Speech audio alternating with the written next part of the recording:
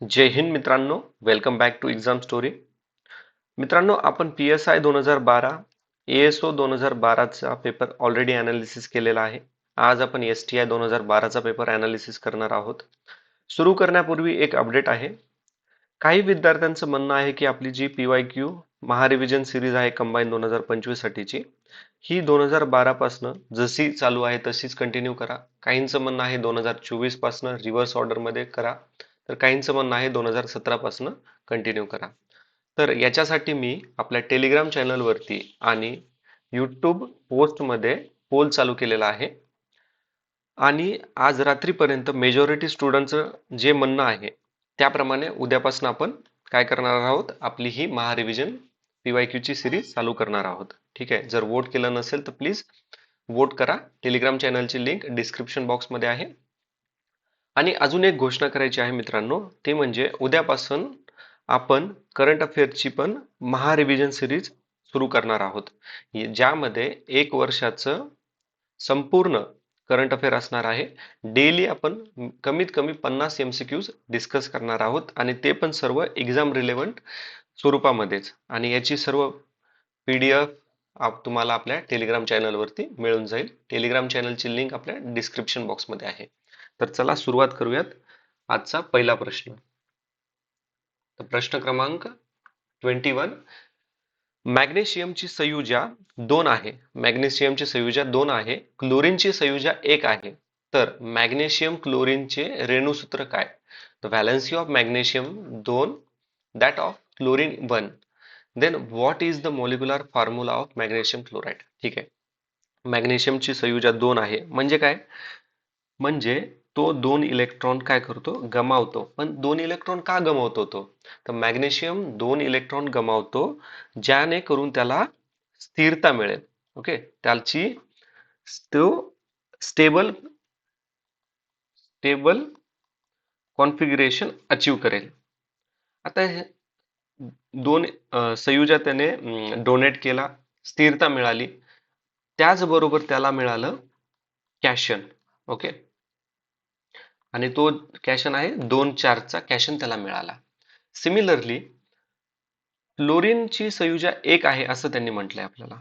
तर इथे काय होणार? तो एक इलेक्ट्रॉन ऍक्सेप्ट करणार आहे. ठीक आहे, एक इलेक्ट्रॉन स्वीकार करणार आहे. एक इलेक्ट्रॉन स्वीकार केल्यानं काय होणार? तो त्याची जी ऑर्बिटल आहे ना ती स्टेबल होऊन जाईल. म्हणजे तो स्टेबल होऊन जाईल. आणि याला स्थिरता मिळाल्यामुळे, कोणाला? क्लोरीनला स्थिरता मिळाल्यामुळे इथे अनायन फॉर्म होणार. जसं मॅग्नेशियमने 2 इलेक्ट्रॉन काय केले? डोनेट केले. क्लोरीनने 1 इलेक्ट्रॉन ऍक्सेप्ट केला. ठीक आहे. आता मॅग्नेशियमने 2 इलेक्ट्रॉन काय केले? डोनेट. त्याच्यामुळे त्याला स्थिरता मिळाली. आणि याने क्लोरीनने 1 ऍक्सेप्ट केला, त्याच्यामुळे त्याला काय मिळाली? स्थिरता मिळाली. पण 2 इलेक्ट्रॉन ज्यावेळेस मॅग्नेशियमनं काय केले? डोनेट केले, त्यावेळेस त्याच्यावरती कॅशन बनलं आणि क्लोरीन वरती काय बनलं? क्लोरीन वरती बनलं ऍनायन बनलं. ठीक आहे. तर याचा जो रेणुसूत्र आहे तो आहे MgCl2. ऑप्शन आहे 3. ठीक आहे. पुढचा प्रश्न आपल्याला बघायचा आता. जर 60 वॉटचा विद्युत बल्ब 220 व्होल्ट विभवांतर असलेल्या स्रोतास जोडला तर त्यामधून वाहणारी विद्युतधार किती? If a bulb of 60 watt is connected across a source of 220 watt, then how much current is flowing through it? ठीक आहे. आपल्याला बघायचे पहिले करंटचा फॉर्म्युला काय आहे. आपल्याला माहिती आहे करंट बरोबर म्हणजे पॉवर डिवायडेड बाय व्होल्टेज.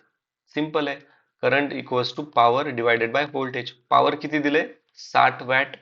आणि व्होल्टेज किती आहे? 220.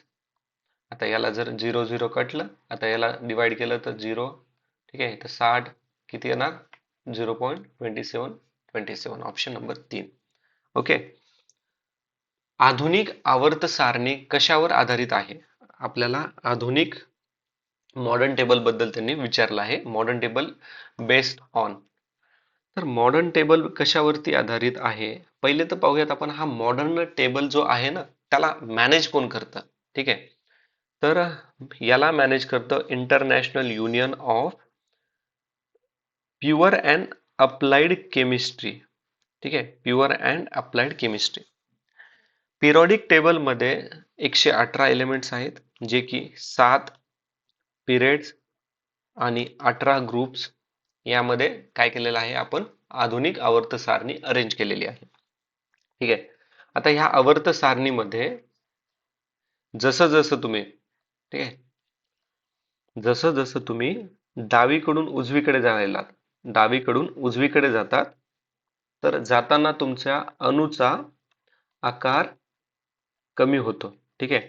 लेफ्ट टू राईट कडे जाताना ॲटमची साईज रिड्यूस होते, डिक्रीज होते. आणि लेफ्ट टू राईट कडे जाताना मेटॅलिक कॅरेक्टरिस्टिक्स ज्या आहेत ना, त्या पण कमी होतात. ठीक आहे. मेटॅलिक कॅरेक्टरिस्टिक्स पण कमी होतात आणि नॉन मेटॅलिक कॅरेक्टरिस्टिक्स वाढतात. कसं, कुठून? लेफ्ट कडून राईट कडे. म्हणजे काय म्हणायचं गेलं तर इकडे मेटल जास्त असणार आहेत आणि इकडे नॉन मेटल जास्त असणार आहेत. ओके. आता याचं ना पूर्ण प्रॉपर एक्सप्लेनेशन आपल्या पीडीएफ मध्ये आहे आणि तुम्हाला माहिती आहे पीडीएफ आपल्या टेलिग्राम चॅनल वरती लेक्चर झाल्यानंतर मी अपलोड करतच असतो. ठीक आहे. आता पुढचा प्रश्न पाहायचा आपल्याला. वारंवारतेचे एसआय एकक काय आहे? एसआय युनिट ऑफ फ्रिक्वेन्सी काय हे विचारलं आहे आपल्याला. फ्रिक्वेन्सीचं एसआय युनिट आहे हर्ट्स. ठीक आहे. तर न्यूटन कशाचं एसआय युनिट? न्यूटनचं आहे फोर्स. वॅट म्हणजे काय? पॉवर. जूल म्हणजे काय? तर एनर्जी ऑर वर्क. ठीक आहे. पुढचा प्रश्न आहे, जो पदार्थ रासायनिक अभिक्रियेत प्रत्यक्ष भाग घेत नाही पण त्यांच्या केवळ उपस्थितीमुळे रासायनिक अभिक्रियेचा वेग वाढतो, त्याला काय म्हणतात? A substance which does not take part in chemical reaction but by its mere presence speed up a chemical reaction is known as उत्प्रेरक. बघा नावातच इथं उत्प्रेरक, प्रेरक, कॅटलिस्ट. ठीक आहे. म्हणजे तो चीअर करतो त्यांना, तुम्ही करू शकतात, मोटिवेट करतो तुम्ही, असं म्हणू शकतात त्याला. ठीक आहे. लोखंडाचे गंजणे ही अभिक्रिया आहे. तर लोखंड गंजणे, the process of rusting of iron is a process, एक स्लो प्रोसेस आहे. ओके. मंद गतीने होते. आता बघा, जर तुमच्या आता शेतामध्ये आपले जे नांगर असतो ना, नांगराच्या खाली ती लोखंडाची फळी असते. ठीक आहे. जर ही फळी तुम्ही नांगरणं झालं तुमचं आणि तुम्ही ती वापस आणून ठेवली आणि जशाल तशी, जशी होती ना तशीच त्यांनी तुम्ही ठेवून दिली, त्याला काही झाकून वगैरे काही ठेवलं नाही, तर कालांतराने हे काय होणार? स्लोली स्लोली याच्यावरती ही गंजणार. गंजणार म्हणजे काय? आयर्न ऑक्साईड त्याच्यावरती तयार होणार. ओके. आता हे आयर्न ऑक्साईड तयार झाल्यानंतर गंजायला तर सुरुवात झाली. ठीक आहे. पहिली जशी इफिशियन्सी होती तशी त्याची इफिशियन्सी राहणार नाही. मला सांगा, आता हे आयर्न ऑक्साईड हे गंज किंवा गंज म्हणू त्याला, हे गंज ज्यावेळेस ह्या फळीवरती जमा झाले, त्यावेळेस या फळीचं वजन कमी होणार का जास्त होणार? तर याचं वजन जास्त होणार. ठीक आहे. हे लक्षात ठेवा. आपल्याला वाटतं की गंजायलंय तर वजन कमी होणार नाही, गंजल्याने वजन वाढतं. ठीक आहे. आता हे गंजलंय, याला आपल्याला प्रोटेक्शन करायचंय. ठीक आहे, गंजण्यापासून. तर आपण वापरणार झिंक, वापरणार त्याला, झिंकची कोटिंग देणार. मग ह्या झिंकच्या कोटिंग देणारच्या प्रोसेसला काय म्हणतात? तर त्याला म्हणतात गॅल्वनायझेशन. काय म्हणतात त्याला? गॅल्वनायझेशन. ओके. आता याच्यामध्ये आपल्याला उष्माग्राही म्हणजे एंडोथर्मिक काय हे पण ऑप्शन मध्ये होतं. तर एंडोथर्मिक म्हणजे साधं सोपं बघायचं गेलं तर ना, एक केमिकल केमिकल फिजिकल प्रोसेस आहे, ज्या प्रोसेसमध्ये ऍब्झॉर्ब हीट फ्रॉम सराउंडिंग, म्हणजे आजूबाजूपासनं हीट ऍब्झॉर्ब करतो. कोण? एंडोथर्मिक. ठीक आहे, उष्माग्राही. आता पुढचा प्रश्न आहे की हा लैंगिकरित्या पारेषित होणारा रोग नाहीये. रिकाम जागा of the following is not a sexual transmitted disease. तर तो आहे चिकनगुनिया. कारण की चिकनगुनिया हा होतो, कशामुळे होतो? एडिस इजिप्ती नावाच्या मस्किटोज पासून, डासापासून. ओके. पुढचा प्रश्न, एक मोल पदार्थ म्हणजे किती रेणू? One mole of substance means how many number of molecules. तर लक्षात ठेवा 6.22 इंटू 10⁻23. ठीक आहे. इथं 22 आणि इथं 23 असं लक्षात ठेवा. ठीक आहे. आता पुढचा प्रश्न आहे, मुळा, गाजर, बीट या कोणत्या वनस्पती आहेत? What are radish, carrot and beetroot? आता ह्या ज्या आहेत ना, मुळा, गाजर, बीट, तर ह्या द्विवार्षिक वनस्पती आहेत. द्विवार्षिक म्हणजे जिचा जीवनकाल 2 वर्षाचा असतो. वार्षिक म्हणजे जिचा कार्यकाल काय असतो, 1 वर्षाचा असतो. बहुवार्षिक म्हणजे ज्याचा कार्यकाल खूप वर्ष असतो, 2, 3, 4, 5, 6 वर्ष असतो. तर याचे द्विवार्षिक याचे तर उदाहरणं बघितले. वार्षिकचे कोणकोणते उदाहरणं आहेत? तर वार्षिक मध्ये येतं, अॅन्युअल मध्ये येतं मस्टर्ड, वॉटरमेलन म्हणजे आपलं टरबूज, ठीक आहे. आणि बहुवार्षिक म्हणजे गाजर, कॅबेज, ऑनियन हे सर्व येतात. ठीक आहे. आता हे हर्ब्स म्हणजे काय? हर्ब्स म्हणजे ज्याच्यामध्ये मेडिकल प्रॉपर्टीज असतात.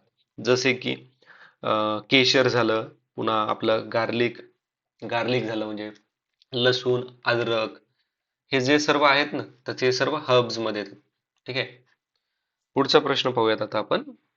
पेशी हे नाव कोणत्या शास्त्रज्ञाने प्रथम वापरात आणले?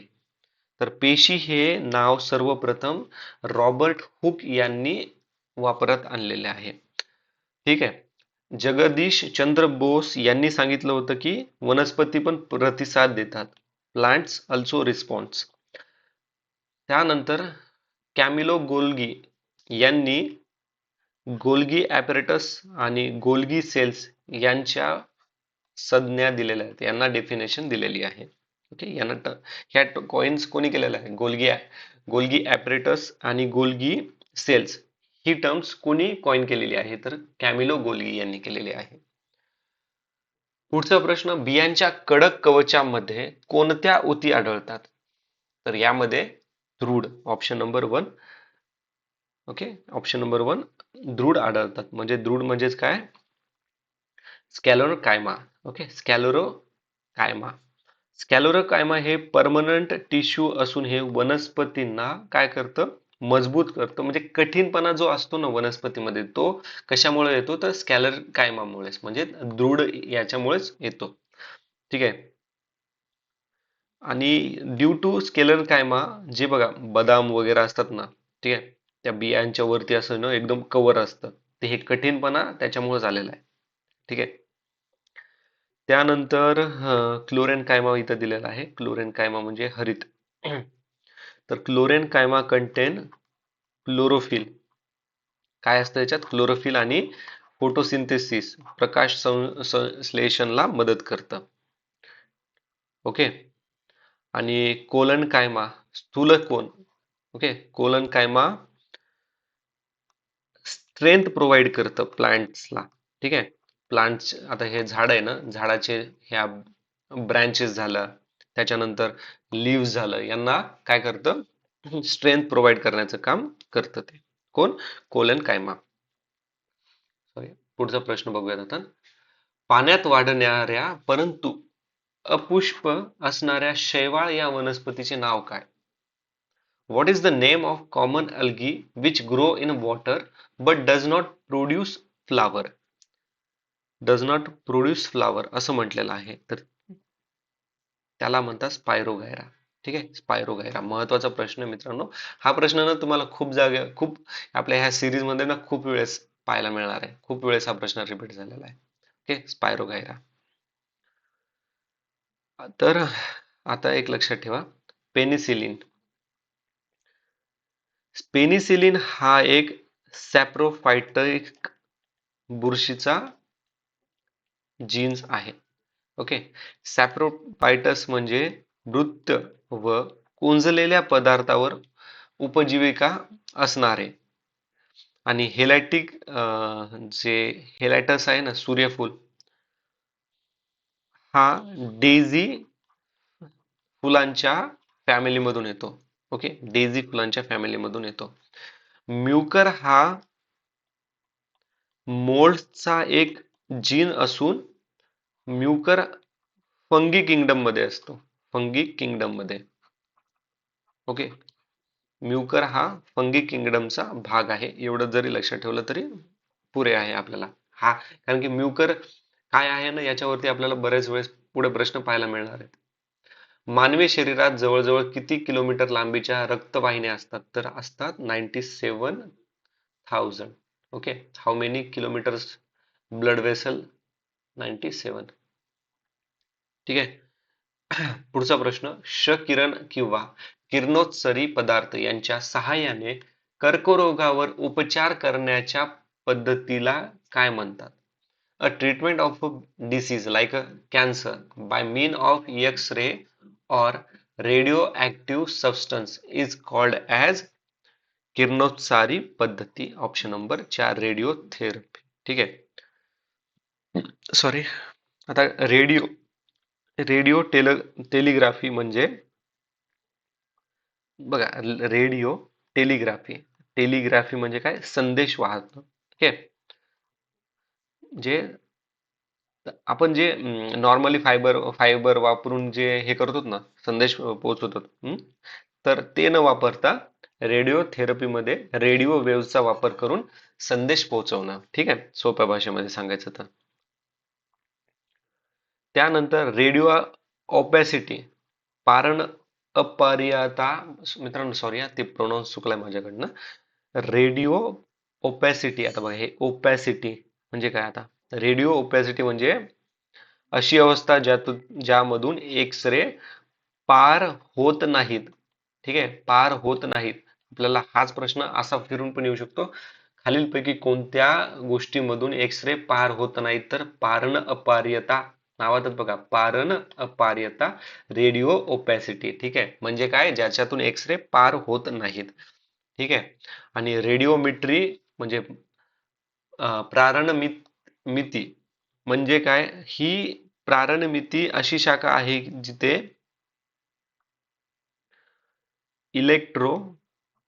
इलेक्ट्रोमॅग्नेटिक रेडिएशन याचे मापन केलं जातं. ठीक आहे.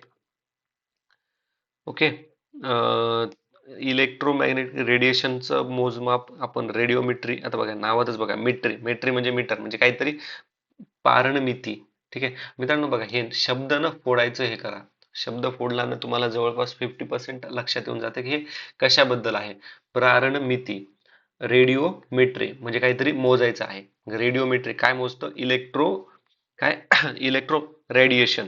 त्याच्याबरोबर व्हिज्युअल लाईट्स यांना मेजर करण्याचं काम कोण करतं? रेडिओमेट्री. ठीक आहे. पुढचा प्रश्न आहे, एक व्यक्ती 72 किलोमीटर अंतराचा प्रवास 4 तासात पूर्ण करतो, तर त्याची सरासरी चाल किती? A person travel a distance of 72 kilometre in 4 hours, then his average speed is. तर याची ॲव्हरेज स्पीड काय आहे? स्पीड बरोबर डिस्टन्स डिवायडेड बाय टाइम. हा आपल्याला फॉर्म्युला आहे, आपल्याला माहित आहे. ठीक आहे, D equals to S T. आपण हा खूप वेळेस ऐकलाय. ओके. तर आपल्याला स्पीड किती दिलेली आहे त्यांनी? तर स्पीड आपल्याला त्यांनी काढायला सांगितलेली आहे. डिस्टन्स दिलेला आहे 72 किलोमीटर आणि तास म्हणजे टाइम दिलेला आहे 4 किलोमीटर. तर याला डिवाइड करा, किती आलं? 4 1 3 2 18. ठीक आहे. आता हे आलं, पण आपल्याला किलोमीटर याच्यामध्ये त्यांनी दिलेलं आहे, तर याला कन्वर्ट करण्यासाठी आपल्याला काय करावं लागेल? ठीक आहे, हे 72 डिवाइड बाय 4 इंटू 5 बाय 18, हे 18 वर गेलं. याला जर डिवाइड केलं तर हे किती आलं? 5 मीटर पर सेकंड. आता तुम्ही ना हे पॉज करून एकदा तुम्ही तुमचं कॅल्क्युलेशन परत करून बघा. ठीक आहे, D equals to S equals to D T हा फॉर्म्युला आहे. डिस्टन्स किती आहे आपलं? 72 आणि तास दिलेले 4 तासांचा आहे, म्हणून इथं काय करणार आहोत आपण? 5 गुणिले 18. मग हे 18 वर घाला. आता 72 गुणिले 18 4 बाय 5. आता याचं डिवाइड करा आणि आन्सर काढा. ठीक आहे, म्हणजे 5 मीटर पर सेकंद. ओके. तर आता पुढचा प्रश्न पाहूयात आपण. शरीरातील सर्वात मोठी ग्रंथी, लार्जेस्ट ग्लँड कोणता आहे? ठीक आहे मित्रांनो, हे कॅल्क्युलेट खरंच करा बरं का, पॉज करून तुम्ही. ठीक आहे, कारण की तुमची प्रॅक्टिस पण होऊन जाईल त्याच्यामध्ये. एक सर्वात मोठी ग्रंथी कोणती आहे मित्रांनो? तर ती आहे यकृत ग्रंथी, लिव्हर. ओके. पुढचा प्रश्न आहे, आता परत आपल्याला एक प्रॉब्लेम भेटलेला आहे इथे. 10 kg वस्तुमान असलेली पदार्थ जमिनीपासून 10 मीटर उंच नेल्या. किती? 10. Object of mass 10 kg is brought 10 metre above ground. ग्राउंडच्या अबोव 10 घेऊन गेलेत, त्या ठिकाणी गुरुत्वीय त्वरण म्हणजे if acceleration due to gravity at that place is 9.8 metre per second असेल तर त्या पदार्थाला प्राप्त असलेली स्थितीज ऊर्जा किती? What is the potential energy gain by the particles? आता एक लक्षात ठेवा, potential energy plus kinetic energy equals to total energy. Okay, total momentum वगैरे वगैरे. ठीक आहे. आता हा सपोज हा मी आहे, ठीक आहे. मी एका जागेवरच बसलेलो आहे. तर मी एका जागेवरच बसलेलो आहे, तर काय असणार? माझी पोटेन्शियल एनर्जी जास्त असणार, कायनेटिक एनर्जी कमी आहे. पण मी रनिंग करायला लागलो, ठीक आहे, पळायला लागलो, माझी कायनेटिक एनर्जी वाढणार, पोटेन्शियल एनर्जी कमी होणार. ठीक आहे. तर कायनेटिक एनर्जी बरोबर आहे 1/2 mv². पोटेन्शियल एनर्जी आहे mgh. ठीक आहे. आता याच्यात डायरेक्ट आपल्याला mgh मध्ये व्हॅल्यूज टाकायचे. 10, मास ग्रॅव्हिटी 9.8 दिलेली आहे, हाईट 10. आता याचं कॅल्क्युलेशन करा मित्रांनो, आन्सर येऊन जाईल. उत्तर आहे ऑप्शन नंबर 2. आता हे ना पॉज करून तुम्ही प्लीज कॅल्क्युलेट करा. ठीक आहे. पुढचा प्रश्न बघूयात आता. सकाळी सूर्यप्रकाशामध्ये आपल्या सर्वांना माहिती आहे व्हिटॅमिन डी असतं. ठीक आहे, व्हिटॅमिन डी असतं. आता एकदा परत पूर्ण व्हिटॅमिन्स आपण रिवाइज करूयात. ठीक आहे. व्हिटॅमिन ए च्या कमतरतेमुळे काय होतं? व्हिटॅमिन ए च्या कमतरतेमुळे नाईट ब्लाइंडनेस होते. ओके. आता रॅटिनॉल हे कोणत्या व्हिटॅमिनला म्हणतात हे मला कमेंट मध्ये सांगा तुम्ही. व्हिटॅमिन बी. आता बी मध्ये B1 च्या कमतरतेमुळे होतो बेरी. B2 च्या कमतरतेमुळे होतो एरिबोफ्लोरोनिस. त्यानंतर B6 च्या कमतरतेमुळे होतो अनेमिया. Okay, anaemia. त्याचबरोबर अजून राहिले व्हिटॅमिन सी. व्हिटॅमिन सी च्या कमतरतेमुळे होतं स्कर्वी. पुन्हा हिरड्यामध्ये सूज येतं याच्यामुळेच. व्हिटॅमिन ई च्या कमतरतेमुळे काय होतं? फर्टिलिटी कमी होते. ठीक आहे, फर्टिलिटी कमी होते. व्हिटॅमिन के ची जी कमतरता झाली तर रक्त गोठत नाही अशी अवस्था तयार होते. ओके, रक्त गोठत नाही त्यांचं. ओके. पुढचा प्रश्न पाहूत आता आपण. परत आपल्याला एक न्यूमेरिकल्स भेटलेला आहे. 10 वॅट व 240 वॅट दिव्यांचा विद्युत रोध असेल. Electric resistance of 10 watt 240 watt bulb will be. आता तुम्हाला लक्षात येतोय का, MPSC 2025 मध्ये ना एक आपल्याला डायग्राम थ्रू प्रश्न विचारला होता. ठीक आहे, पॅरलल सिरीज मध्ये काय आहे हे. तर हा जो प्रॉब्लेम आहे ना, तो याचा त्याचा बेसिक हे आहे. हा प्रॉब्लेम या प्रश्नाचा बेसिक आहे. ठीक आहे. तर आता एक लक्षात ठेवा, P equals to VI, power equals to voltage into current. ठीक आहे, पण आपण आता इथं कसं लिहिणार आहे? Current equals to power by V. Power किती दिलाय? 100. व्होल्टेज किती आहे? 240. कॅल्क्युलेट केल्यावर किती आला? 0. किती? 240 आहे ना.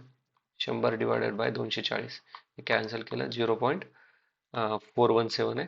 ठीक आहे. मी एवढं कॅल्क्युलेट केलं की मला ते आता थोडं पाठ झालंय. 0.417. ठीक आहे. आता 0.417 काय आलं? आपलं करंट आलं. करंट आलं 0.417. 417 आलं. आता voltage equals to VR. V equals to IR, Ohm's law. तर V इक्वल्स टू IR आपल्याला माहिती आहे, व्होल्टेज दिले 240. 240 व्होल्टेज दिलंय आणि करंट किती दिलाय? करंट किती काढलाय आपण? 0.417 गुणिले काय राहिले?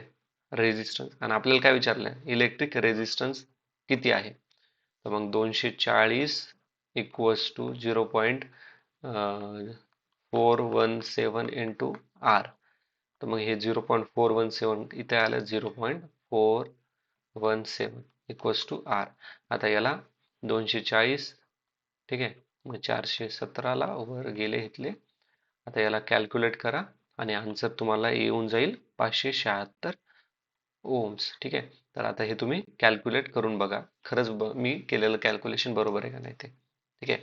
आणि हे पण कॅल्क्युलेशन तुम्ही चेक करा की मी खरंच 0.417 म्हटलं ते खरंच आहे का उगाच फेकायलोय. ठीक आहे. क्रॉस चेक करा तुम्ही. डायरेक्टली विश्वास माझ्यावर पण नका ठेवायचो. ओके. हा, ओके. तर परत व्हिटॅमिनचा प्रश्न आहे. लहान मुलामध्ये रातआंधळेपणा कशामुळे येतो? तर तो येतो night blindness, vitamin A. Okay. आता आपण हिस्ट्रीचे प्रश्न सुरू करणार आहोत.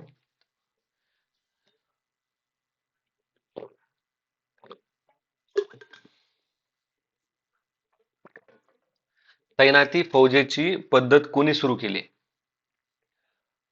सबसिडरी अलायन्स सिस्टीम ही चालू केलेली आहे. कोणी चालू केलेली आहे मित्रांनो? तर ही कोणी चालू केलेली आहे त्याच्या आधी आपण पूर्ण ॲनालिसिस बघूयात. डलहौसी. हा डलहौसी कोण आहे? बघा, डलहौसी तोच माणूस आहे ज्याने डॉक्ट्रिन ऑफ लॅब्स चालू केलेली आहे. ठीक आहे.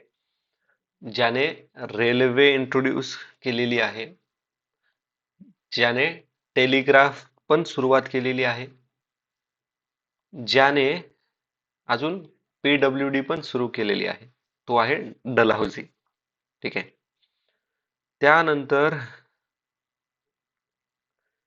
रॉबर्ट क्लाइव्ह, लॉर्ड क्लाइव्ह ज्याला म्हटलेलं आहे.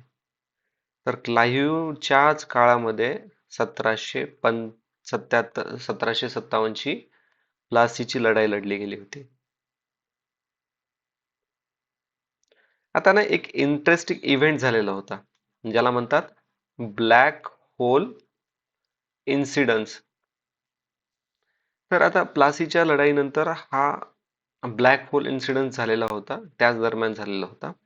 तर याच्यामध्ये सिराज उद दौला आहे ना, सिराज उद दौला आता ह्या 1757च्या प्लासीच्या याच्यामध्ये काय केलं होतं, आपल्या सर्वांना माहिती आहे की ठीक आहे, सिराज उद दौलाला नवाब बनवलं होतं कलकत्त्याचं. हम्म. तर हे ब्रिटिशरांची मनमानी चालू लागली. मग सिराजउद्दौला वाटलं यार माझं तर काहीच चालेना, म्हणून ना एक ब्लॅक होल इन्सिडेंट झाला होता. याच्यामध्ये काय केलं होतं, एक छोट्याशा रूम मध्ये 100 पेक्षा जास्त ब्रिटिशरांना कोंबून कोंबून ठेवलं होतं आणि त्यामुळे ते सफोकेशन न मेले होते. त्याला ब्लॅक होल इन्सिडेंट म्हणलं जातं. तर ह्या कारणामुळे ब्रिटिशरांनी काय केलं की हा जो म्हणजे ह्या क्लाइव्हने काय केलं की सिराजउद्दौला रिमूव्ह करून टाकलं नवाबच्या पोझिशनवरून. ठीक आहे. ह्या क्लाइव्हलाच काय म्हटलं जातं, कॉन्कर ऑफ इंडिया. 2 वेळेस हा गव्हर्नर ऑफ बेंगॉल होता, 1758 पासून 60 पर्यंत आणि 1764 ते 67 या काळामध्ये. डलहौसीला रेल्वे इंट्रोड्यूस केल्याच्या कारणाने फादर ऑफ इंडियन रेल्वे पण म्हणलं जातं. ओके. त्याचबरोबर वेलेस्लीने काय काम केलेले आहेत? वेलेस्लीने काय काम केलेले आहे तर वेलेस्ली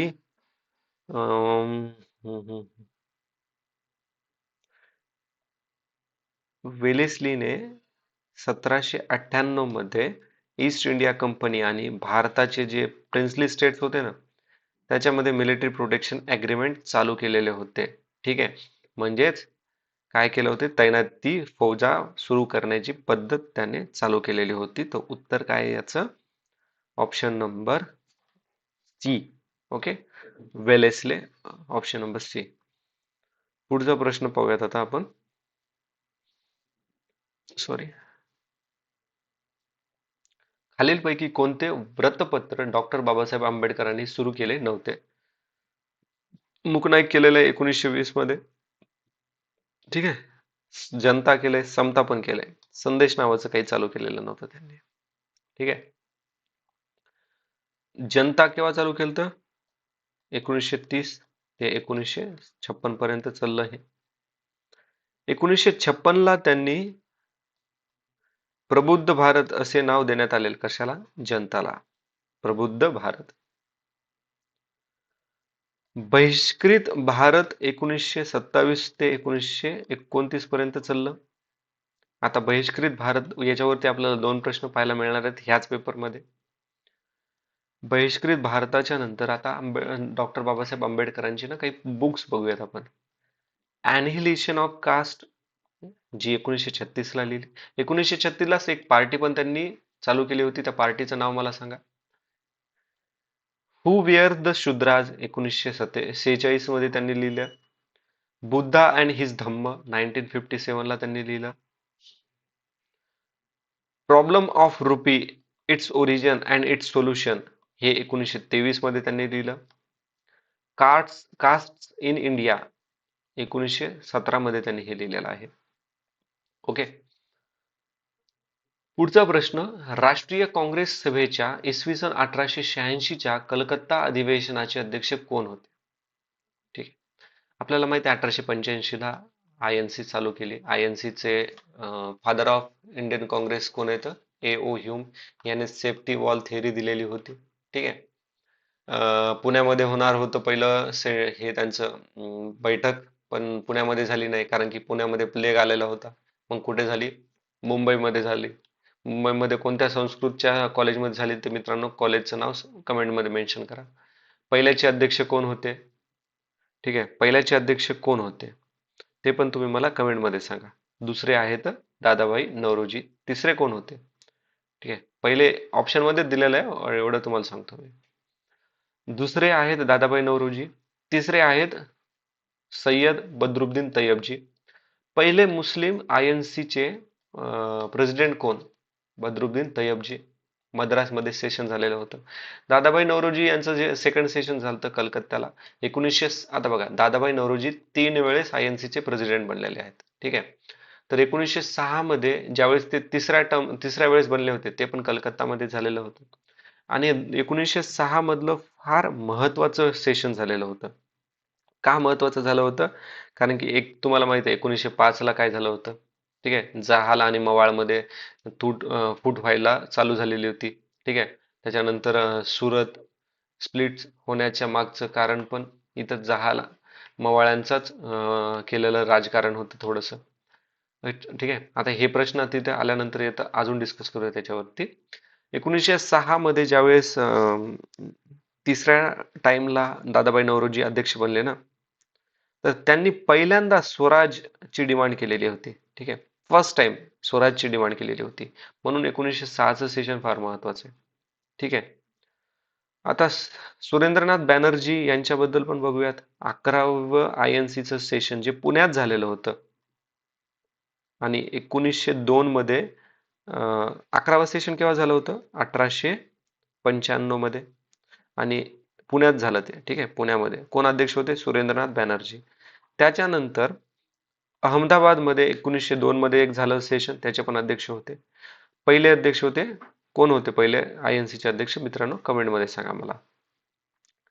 आता एक लक्षात ठेवा, आपण तिसरे बघितलं, चौथं पण कोण आहेत बघून घेऊयात ना.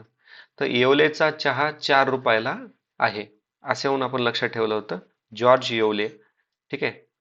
हा चौथा आणि पहिला ब्रिटिश कोण होता? आयएनसी प्रेसिडेंट होता. आणि कुठं सेशन झालं होतं हे? अलाहाबादमध्ये. आता याच्यामध्ये एक कारण सांगतो. ब्रिटिशरांनी ना खूप ट्राय केलं होतं की हे चौथं सेशन होऊ नये म्हणून. मग त्यावेळेस मिडल मार्ग म्हणून काय करण्यात आलं? ब्रिटिश माणसालाच प्रेसिडेंट बनवण्यात आलेलं होतं. ठीक आहे. आता पुढचा प्रश्न पाहूयात आपण. भारतीय राष्ट्रीय काँग्रेस राष्ट्रवादी होती कारण Indian national Congress was nationalist party because तिचे सभासद भारताच्या विविध प्रांतातून आलेले होते. बरोबर. तिच्या सभासदांमध्ये विविध धर्माचे लोक होते, ते पण बरोबर आहे. तिचे ध्येय राष्ट्रवादी होते. Option number 4. ठीक आहे. खालीलपैकी कोणती शिफारस सायमन कमिशनने केली नव्हती? Simon commission, Simon go back.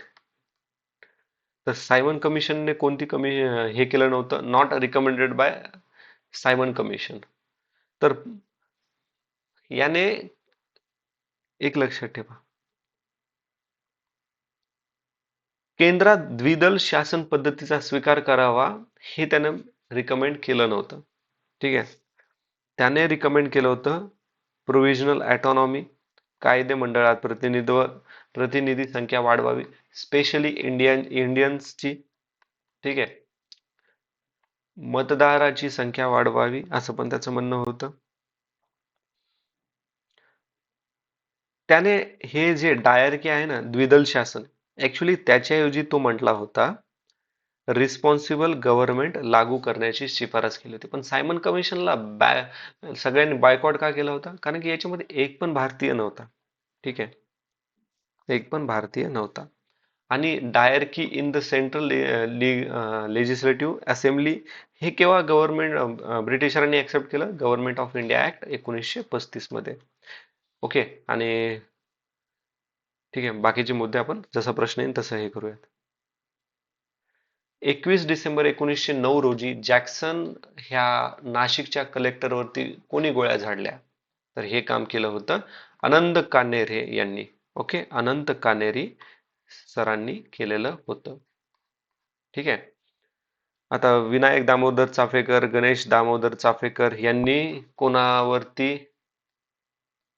कोणाला मारलं होतं? तर रँड नावाच्या जो कमिशनर होता ना, पुण्यामध्ये प्लेग झाला होता, तर त्या प्लेग कमिशनरचं नाव होतं रँड. तर त्याला मारलं यांनी, विनायक दामोदर चाफेकर, चाफेकर बंधू यांनी. पुढचा प्रश्न आहे, गांधीजींनी असहकार चळवळ थांबवण्याचे कारण काय? Why did Gandhiji give away the non corporation movement? तर चौरी चौराचा इन्सिडन्स 1922 मध्ये झालेला होता, त्यामुळे त्यांनी याला माघार घेतलेली आहे. ठीक आहे. आता गांधीजींची प्रमुख जी हे आहेत ना, चळवळी आपण ते ऑलरेडी बघितलेलं आहे. ठीक आहे, 2-3 वेळेस डिस्कस केलंय. आता तुम्हाला मी ना 1919चा मॉर्ले मिंटो कायदा सांगणार आहे. कारण की मॉर्ले मिंटो म्हणजे ऍक्ट 1919, ज्याला गव्हर्नमेंट ऑफ इंडिया ऍक्ट 1919 पण म्हणतात. कारण की या पुढे पुढे जे प्रश्न आहेत ना, हे याच्यावरतीच आधारित आहे, जेणेकरून तुम्हाला सॉल्व पण करता येणार आहेत. ठीक आहे.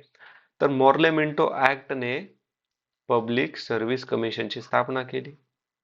ठीक आहे, म्हणजे जर समजायचं असेल तर आज आपण एमपीएससी वगैरे देतो ना, त्याची नीव 1919 मध्ये करण्यात आलेली होती.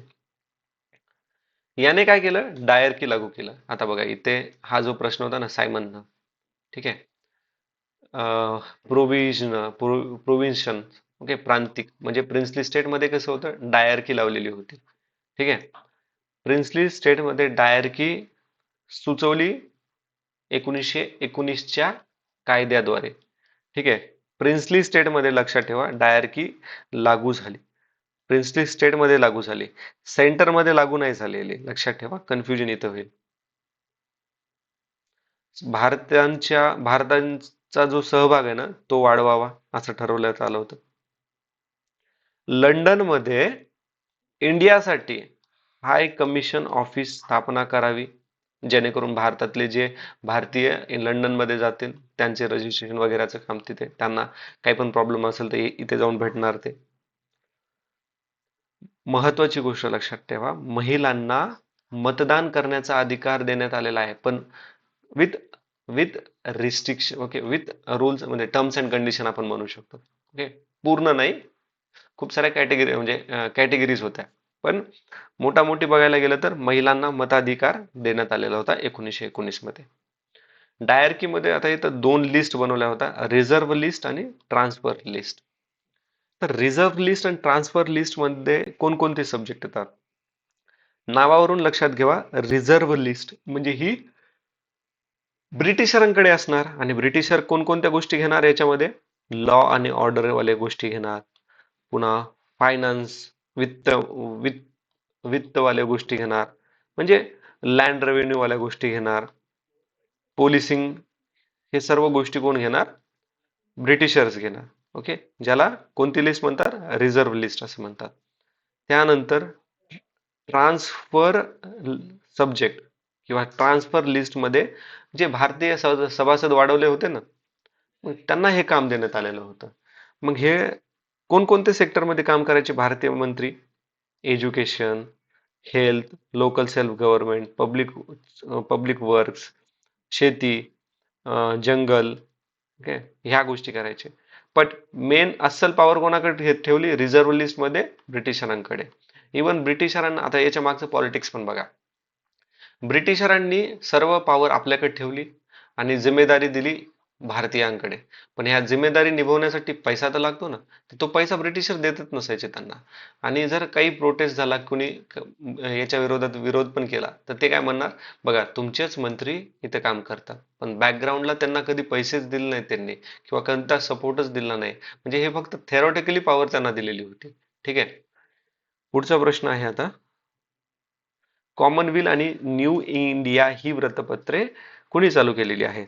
तर बघा, ही वृत्तपत्रे चालू केलेली आहेत ज्यांनी 1917 मध्ये INC प्रेसिडेंटशिप पण हे केलेलं आहे, भूषवलेलं आहे. ते आहेत ॲनी बेसेंट. त्यांनी कॉमनवेल्थ आणि न्यू इंडिया हे दोन वृत्तपत्र होम रूल लीगला प्रमोट करण्यासाठी चालू केलेली होती. आता होम रूल लीग आपल्याला माहित आहे, दादाभाई आपलं लोकमान्य टिळक आणि ॲनी बेसेंट. ओके. पुढचा प्रश्न पाहूयात आता आपण. कर्झन वायली यांना कर्झन वायली यांना गोळी घालून कोणी ठार मारले? तर कर्झन वायली यांना ठार मारला आहे मदनलाल धिंगरा यांनी. ठीक आहे, मदनलाल धिंगरा यांनी गोळी घालून ठार मारलेलं आहे. ओके. 1909 मध्ये.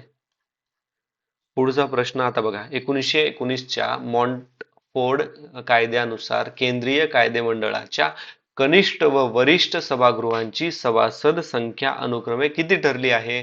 तर ती ठरली होती 145 व 60 अशी. ठीक आहे. मॉन्टेगो चेम्सफोर्ड रिफॉर्म आपण आत्ताच डिस्कस केलेला आहे. पुढचा, लुकिंग बॅक ही आत्मकथा कोणाची आहे? तर लुकिंग बॅक ही आत्मकथा आहे आपले धोंडो केशव कर्वे सरांची. ठीक आहे, धोंडो केशव कर्वे. आता धोंडो केशव कर्वे 1892 मध्ये डेक्कन एज्युकेशन सोसायटीचे सदस्य बनले होते. त्यांनी महिला शिक्षणाचा प्रसार केला. ठीक आहे, हे तर झालं. महत्वाच्या गोष्टी आहेत, लक्षात ठेवा. 1893 मध्ये त्यांना महर्षी हा किताब पण देण्यात आलेला होता. ठीक आहे, महर्षी धोंडो केशव कर्वे असं पण म्हणलं जातं. ठीक आहे, 1893 ला. 1893 मध्ये त्यांनी पंडिता रमाबाई यांच्या शारदा सदन मधील एक विधवा होती, त्यांच्याशी लग्न केलं. त्या विधवांचं नाव होतं आनंदीबाई. ओके. ओके, आनंदीबाई.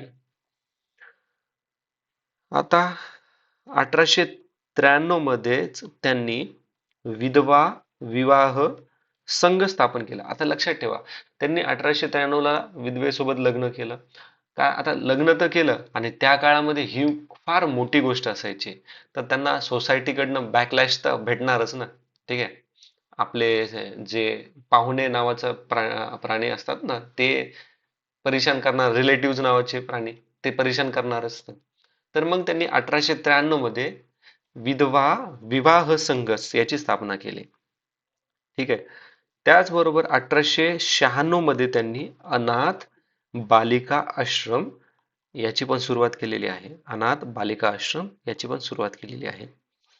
1896 मध्येच त्यांनी पहिली विधवा शाळेची स्थापना केलेली आहे, ज्याला हिंदू विडोज होम असोसिएशन असं पण म्हणलेलं आहे. आणि हे कुठं चालू केलं होतं? हिंगुने या ठिकाणी केलेलं आहे. ओके. आता 1896 मध्ये त्यांनी अनाथ बालिका आश्रम याची सुरुवात केली. ठीक आहे. तर 1899 मध्ये त्यांनी अनाथ बालिका आश्रम मध्ये महिलांना शिक्षण द्यायला पण चालू केलं. 1907 मध्ये त्यांनी महिला विद्यालय चालू केलं. 1915 ला त्यांनी ना एक जापान युनिव्हर्सिटी विमेन युनिव्हर्सिटीचं पुस्तक वाचलं. 1916 ला त्यांनी पहिली पहिली विमेन युनिव्हर्सिटी बनवली. ओके, पहिली विमेन युनिव्हर्सिटी बनवली. 1936 मध्ये त्यांनी महाराष्ट्र ग्राम प्राथमिक शिक्षण कार्याला सुरुवात केलेली होती. प्राथमिक शिक्षण जेणेकरून जे टीचर्स आहेत ना त्यांना ट्रेनिंग देण्याचं काम या संस्थेद्वारे चालू असायचं. ठीक आहे. त्यांच्या 100व्या बर्थडे रोजी त्यांना भारतरत्न पण पुरस्कार मिळालेला आहे. ठीक आहे. आता आपण पाहूयात पुढचा प्रश्न. संवाद कौमुदी हे वृत्तपत्र कोणी सुरू केले? संवाद कौमुदी हे वृत्तपत्र चालू केले राजाराम मोहन रॉय यांनी. राजाराम मोहन रॉय यांनी चालू केले. ठीक आहे. आता ईश्वरचंद्र विद्यासागर यांनी संस्कृत प्रेस स्थापन केली. ठीक आहे. संस्कृत प्रेस चालू कोणी केली? ईश्वरचंद्र विद्यासागर यांनी केली. ठीक आहे. आता बघा आपण जे रविवारची सुट्टी करतो ना, ठीक आहे, मग आपल्या एमपीएससी ऍस्पिरंटला तर रविवार काय सोमवार काय सर्व सारखे दिवस असते. तर पण रविवारी सुट्टी आणि उन्हाळ्यामधील मे आणि जून मध्ये सुट्टी या मिळण्याचं कारण आहे, म्हणजे हे कोणामुळे मिळालेलं आहे तर ईश्वरचंद्र विद्यासागर यांच्यामुळेच आपल्याला रविवारची सुट्टी आणि मे आणि जून मध्ये समर वॅकेशन भेटत होतं. ठीक आहे. त्याच बरोबर अजून काय सांगायचंय, याच्यात एक लक्षात ठेवा त्यांच्या सामाजिक सुधारणा कोणता आहे. हम्म, केशवचंद्र. आता ठीक आहे, बाकीचे आपण पुढं जसे जसे येणार आहेत तसं अनालिसिस करूयात. ओके.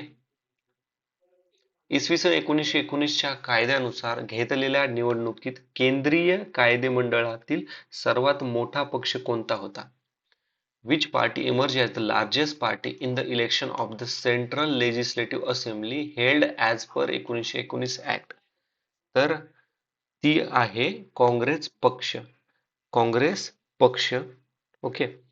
आता मुस्लिम लीग बद्दल ना पुढे प्रश्न आहे. स्वराज्य पक्ष आपल्याला माहिती आहे 1923 मध्ये कोणी केलेला आहे? C R Das. आणि कोण आहेत सी आर दास आणि दुसरे कोण आहेत आपले?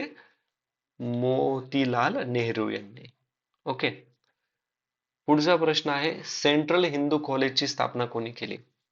आता अॅनी बेसेंट यांनीच ही सेंट्रल हिंदू कॉलेजची स्थापना केलेली आहे.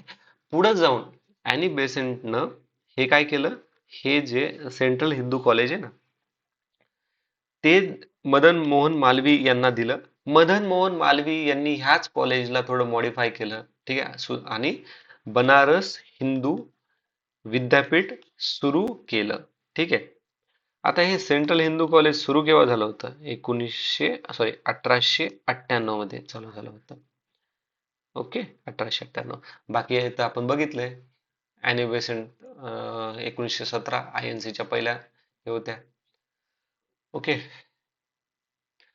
मुस्लिम लीगची स्थापना कुठं झाली? 1906 मध्ये ढाक्याला झालेली आहे. ती आपल्याला माहिती आहे, आपण ऑलरेडी बघितलेलं आहे. PSI आणि ASOच्या पेपर मध्ये पण आलेलं होतं हे. स्थापना कोणी केली? तर आगा खान ढाका मधील जो नवाब आहे ना त्याने केली. त्याच्यानंतर नवाब मोहसिन उल मुल्क याचा हा पण फाउंडिंग मेंबर आहे. ठीक आहे. हे चान्सेस कमी आहेत आपल्याला विचारांचे यांची नावं, बट लक्षात ठेवून देऊत काय चाललंय. स्वामी विवेकानंद यांनी रामकृष्ण मिशन स्थापना कोणत्या वर्षी केली? स्वामी विवेकानंद रामकृष्ण मिशन. आता लक्षात ठेवा रामकृष्ण मिशन ही एक हिंदू धार्मिक आणि आध्यात्मिक संस्था होती जिचं काम होतं वेदांचे जे तत्वज्ञान आहे ना, वेदामध्ये काय दिलेलं आहे त्याचा प्रसार करणं. ठीक आहे. आणि वेदांचा प्रसार करण्याचे 4 मार्ग त्यांनी सांगितलेले होते. कोणी? स्वामी विवेकानंदांनी. आणि रामकृष्ण हे त्यांचे गुरु होते, त्यांच्या नावावरून हे रामकृष्ण मिशन त्यांनी सुरू केलेलं आहे. तर ह्या प्रसार म्हणजे वेदांचा प्रसार करण्याचे 4 कोणकोणते हे आहेत मार्ग? तर त्याच्यात आहे ज्ञानयोग, भक्तियोग, कर्मयोग, त्याच्यानंतर आहे राजयोग. ठीक आहे. तर उत्तर काय आहे? 1897. 1893 मध्ये त्यांनी शिकागोमध्ये स्पीच दिलेला होता, आपल्या सर्वांना माहिती आहे. भारतीय अस्पृश्यतेचा प्रश्न हा ग्रंथ कोणी लिहिला? तर भारतीय अस्पृश्यतेचा ग्रंथ हे लिहिलेला आहे महर्षी वीरा शिंदे यांनी. ओके, वीरा शिंदे. आता व- आता एक लक्षात ठेवा, वीरा शिंदे बद्दल थोडे महत्वाचे मुद्दे आपण जाणून घेऊयात. ठीक आहे. 1905 मध्ये पुण्यात त्यांनी अस्पृश्य मुलांसाठी रात्रीची शाळा चालू केली. रात्रीची शाळा चालू केली. 1906 मध्ये बॉम्बे या ठिकाणी दबलेला वर्ग मिशन किंवा त्याला डिप्रेस क्लास मिशन याची स्थापना त्यांनी केली 1906 मध्ये. आता याला कन्फ्युजन नका होऊ. 1910 मध्ये त्यांनी मुरळी मुरळी जी प्रथा होती ना, त्याला बंदी घालण्यासाठी सभा बोलवली होती, जिला मुरळी प्रतिबंधक सभा असं म्हटलं जायचं. ठीक आहे. ओके, मुरळी प्रथा. आता मुरळी काय असं ते तुम्हाला माहितच आहे. ओके. त्याच्यानंतर 1912 मध्ये त्यांनी अस्पृश्य 1900 अस्पृश्य निवारण परिषद आयोजित केलेली होती. जी केलेली होती अस्पृश्य निवारण परिषद 1912 ला. 1933 मध्ये त्यांनी भारतीय अस्पृश्यतेचा प्रश्न हे पुस्तक प्रकाशित केलं, जो आपला प्रश्न होता. त्याच्यानंतर लक्षात ठेवा, 1907 मध्ये त्यांनी सोमवंशी मित्र समाज याची स्थापना केली. ओके. अजून हा एक महत्वाचा मुद्दा राहिलाय. जागा कुठे? हा, 1917 मध्ये त्यांनी अखिल भारतीय निरा निराश्रित निराश्रित अस्पृश्य अस्पृश्यता निवारण संघ याची स्थापना केली. ठीक आहे. 1917 मध्ये त्यांनी अखिल भारतीय निराश्रित अस्पृश्य निवारण संघ याची स्थापना केलेली आहे. ओके. पुढचा प्रश्न. भारतीय मित्रांनो, हे जे आपण अनालिसिस करतोय, हे जे मी सांगतोय ना, ते तुम्ही लिहू नका. याची पीडीएफ तुम्हाला भेटून जाईल. ओके, टेलिग्राम चॅनल वरती. तुम्ही हे फक्त ऐका. ठीक आहे. एकदा ऐका, दोनदा ऐका. ओके, वाटलं तर 1.5 ची स्पीड करून ऐका तुम्ही. ओके, पण लिहित बसू नका, तेवढा टाइम नाही आहे तुमच्याकडे. भारतीय उद्योगाच्या विकासाचा विचार करण्यासाठी औद्योगिक आयोग कोणत्या वर्षी स्थापन करण्यात आला आहे? When was the Industrial Commission established to bring about industrial development in India? तर हे केव्हा करण्यात आलेलं होतं? 1916 मध्ये करण्यात आलेलं होतं. सॉरी. ओके. पुढचा प्रश्न बघूयात आता. ऑल इंडिया ट्रेड युनियन काँग्रेसचे म्हणजे AITUC चे पहिले अध्यक्ष कोण होते? AITUC 1920 मध्ये झाली होती आणि त्यांचे प्रेसिडेंट होते लाला लजपत राय. ऑप्शन नंबर 4 याचं उत्तर आहे. ओके. पुढचा प्रश्न पाहूयात. हिंदुस्थानचे मँचेस्टर म्हणून कोणते शहर ओळखले जाते? तर हिंदुस्थानचे मँचेस्टर हा प्रश्न आयोगाने कॅन्सल केलेला आहे. ठीक आहे. महाराष्ट्राचे मँचेस्टर म्हणून कोणतं शहर ओळखलं जातं मित्रांनो, ते कमेंट मध्ये सांगा मला. ठीक आहे. नेटिव्ह फिमेल स्कूलची स्थापना कुणी केली होती? नेटिव्ह फिमेल्स ची स्थापना कुणी केलेली आहे? तर ती केलेली आहे ज्योतिबा फुले यांनी केलेली आहे. ठीक आहे. ज्योतिबा फुले यांनी 1848 मध्ये पुण्यात पहिली पुण्यात पहिली मुलींची शाळा चालू केली. ती पण कुठे केली? भिडे वाडा बुधवार पेठ मध्ये. 1851 मध्ये अण्णाभाऊ चिपळूणकर यांच्या वाड्यात, जी की बुधवार पेठ मध्येच होती, इथे त्यांनी दुसरी महिला शाळा सुरू केली. 1851 मध्येच त्यांनी रास्तापेठ इथे तिसरी मुलींची शाळा चालू केली होती. 1852 मध्ये वेताळपेठ येथे त्यांनी चौथी मुलींची शाळा चालू केली होती.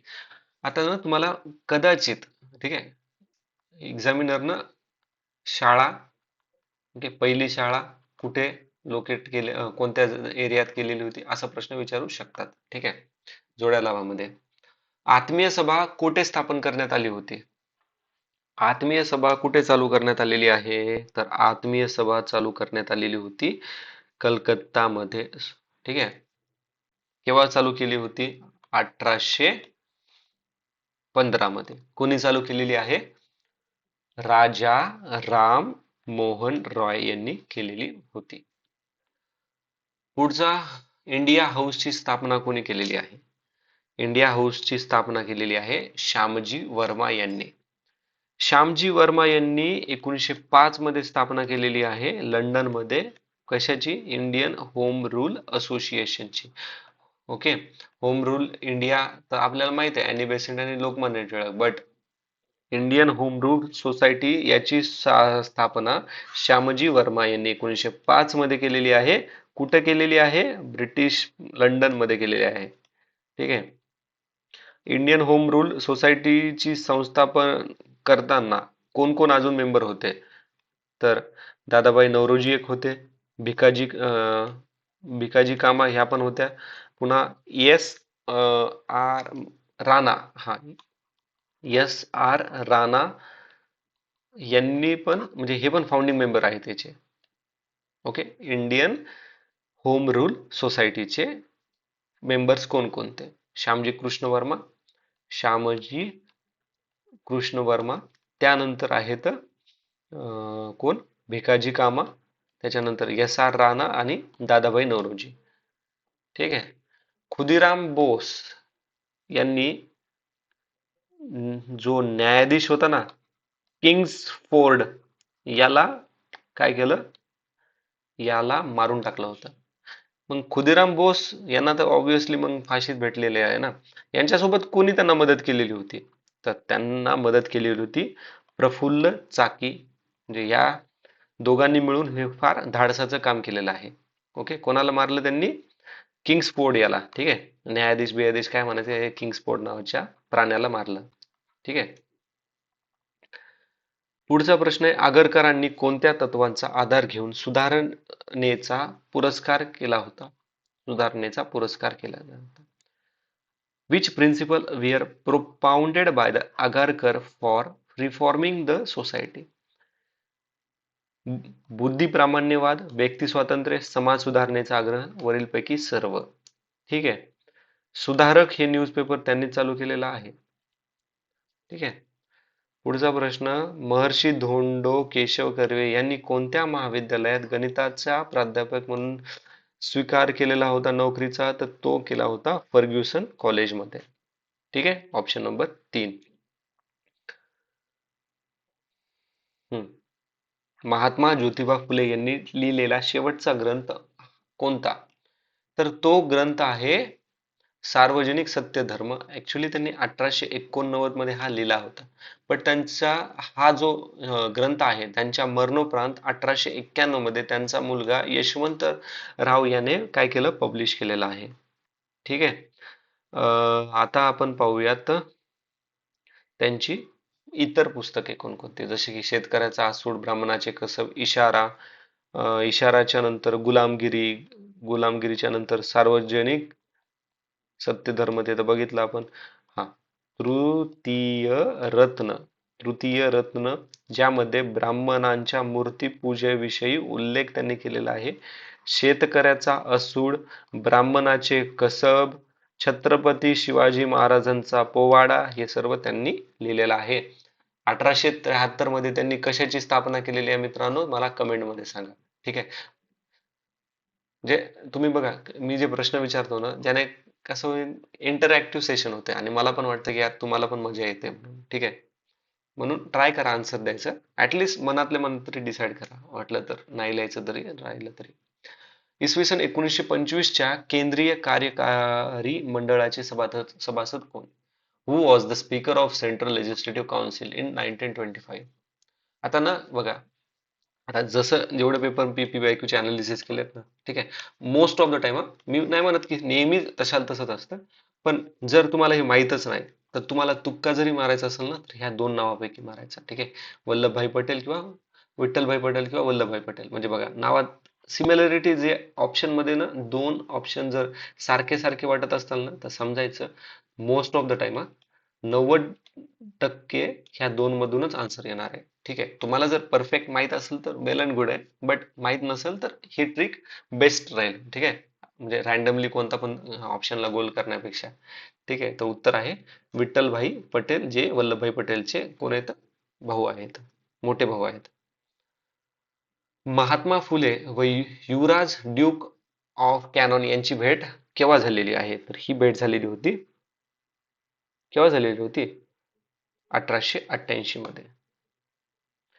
पुढचा प्रश्न, विधवांच्या शिक्षणासाठी अनाथ बालिकाश्रम याची सुरुवात कोणी केलेली आहे? तर हे महर्षी धोंडो केशव कर्वे यांनी केलेली आहेत. आणि हे केव्हा केली हे सर्व आपण आत्ताच बघितलं. ठीक आहे. शिका, संघर्ष करा व संघटित व्हा हे कोणाचे ब्रीदवाक्य होते?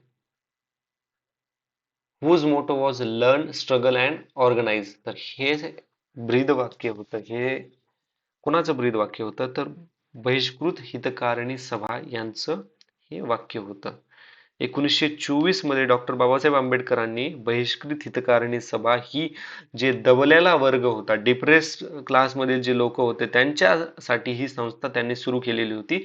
1927 मध्ये त्यांनी बहिष्कृत भारत याची सुरुवात केलेली होती. बहिष्कृत भारत प्रकाशन करण्याची सुरुवात केलेली होती.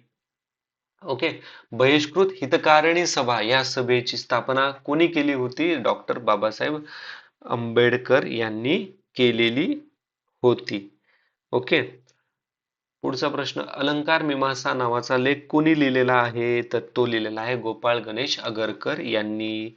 गोपाळ गणेश आगरकर हे को फाउंडर होते कशाचे? न्यू इंग्लिश स्कूल, जी की 1880-81 मध्ये पुण्यात स्थापन करण्यात आलेली आहे. त्यानंतर डेक्कन एज्युकेशन सोसायटी याचे पण ते को फाउंडर होते. त्यानंतर म्हणजे को फाउंडर, सहसंस्थापक होते. फर्ग्युसन कॉलेजचे पण ते कोण होते? सहसंस्थापक होते. ठीक आहे, आगरकर, चिपळूणकर आणि टिळक हे त्यांनी तिघांनी मिळून बनवलेले आहेत.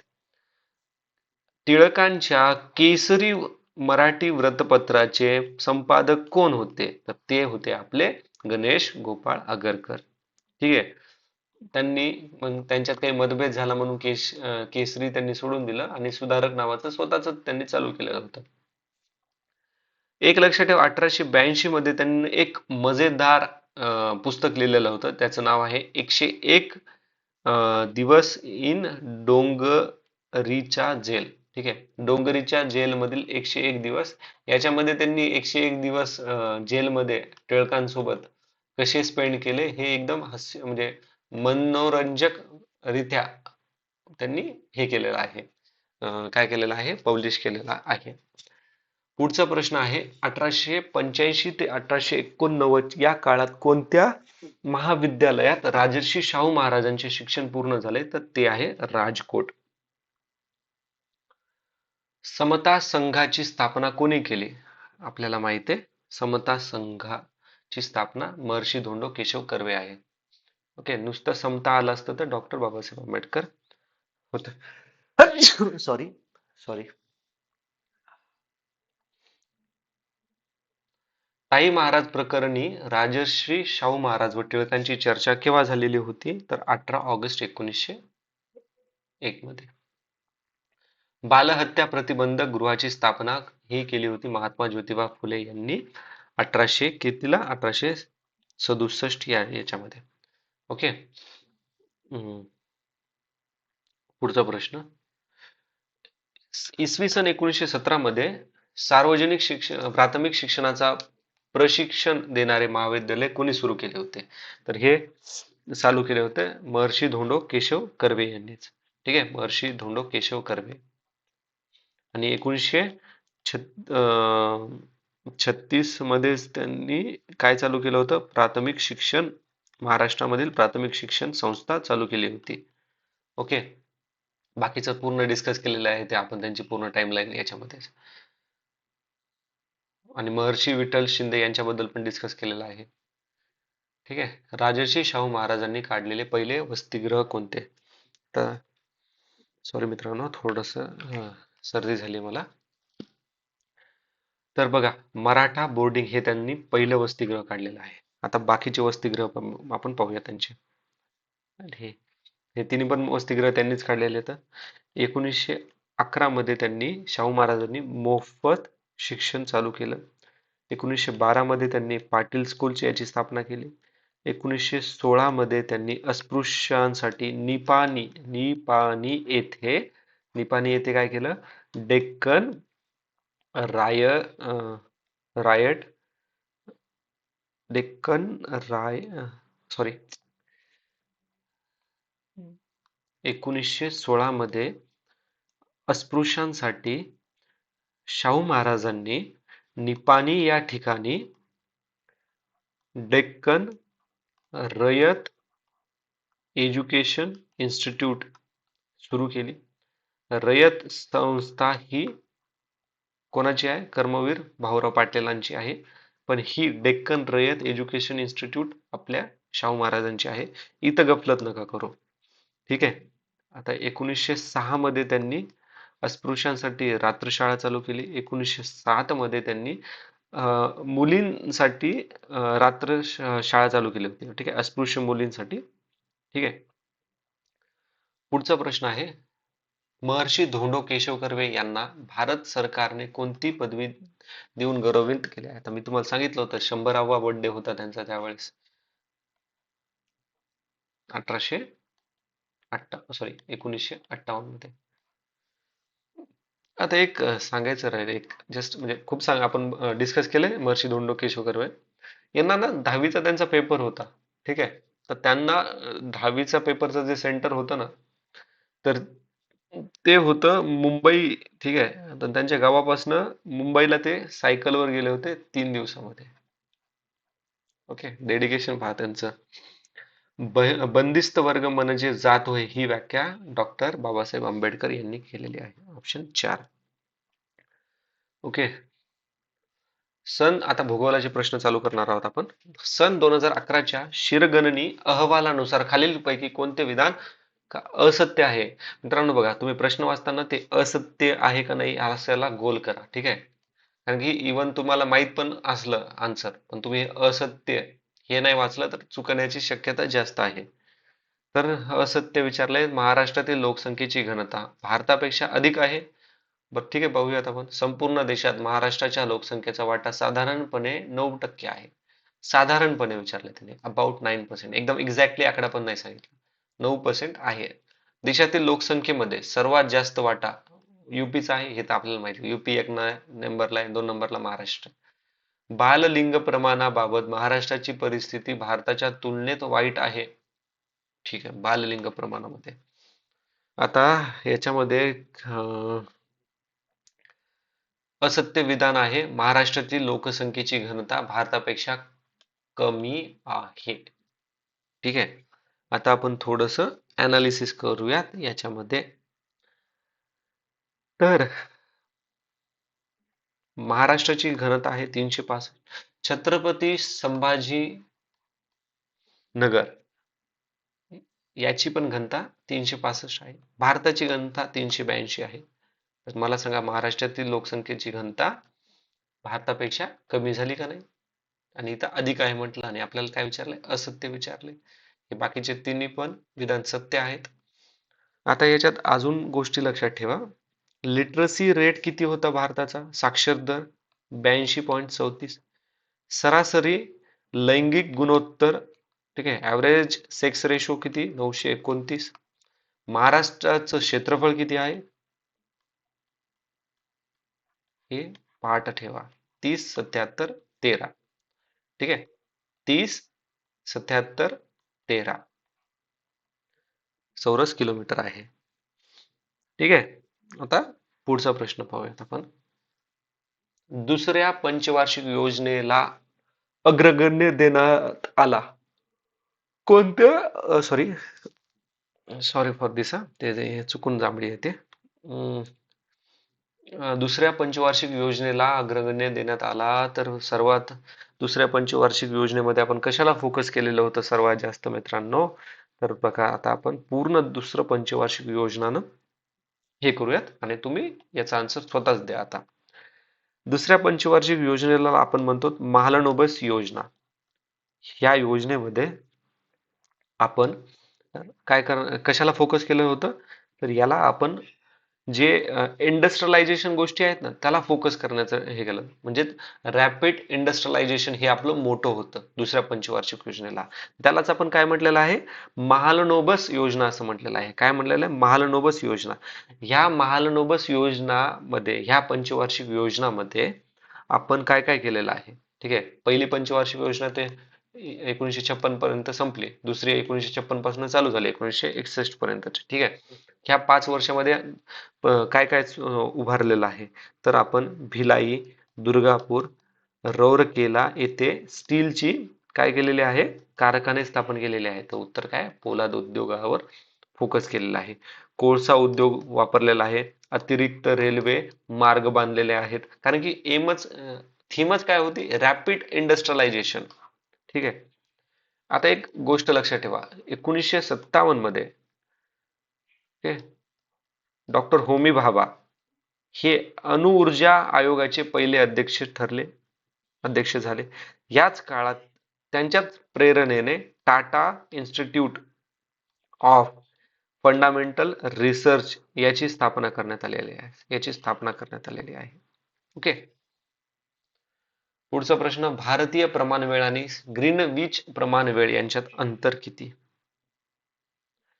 आता याच्यातलं अंतर आहे 5.5 घंटे. आपल्याला माहित आहे, जसं जसं आपण वेस्ट कडे जाणार 1 घंटा काय होणार, वाढणार, आणि ईस्ट कडे जाणार तर 1 घंटा कमी होणार. ठीक आहे, बरोबर सांगायलो का मी उलट सांगायलो, मला कमेंट मध्ये सांगा हे. तर आता याच्यातनं एक गोष्ट लक्षात ठेवा, इंडियन स्टँडर्ड टाइम आहे ना, Indian standard time, sorry, Indian standard time भारतामधून 82.5 पूर्व रेखांश इथून पास होते. ठीक आहे, म्हणजे आपला हा भारत. ओके, मधून जाते आपली 82.5, तर कोणत्या शहरातनं जाते, मिर्झापूर इथून. ठीक आहे, कोणती, मिर्झापूर इथनं. आता हे रेखांश आहे ना 82.5, तर हे रेखांश ओडिसा, यूपी, आंध्र प्रदेश, छत्तीसगड या प्रांतातून जातं. प्राईम मेरिडियम म्हणजे 0, प्राईम मेरिडियम कुठे आहे, ब्रिटिशमध्ये.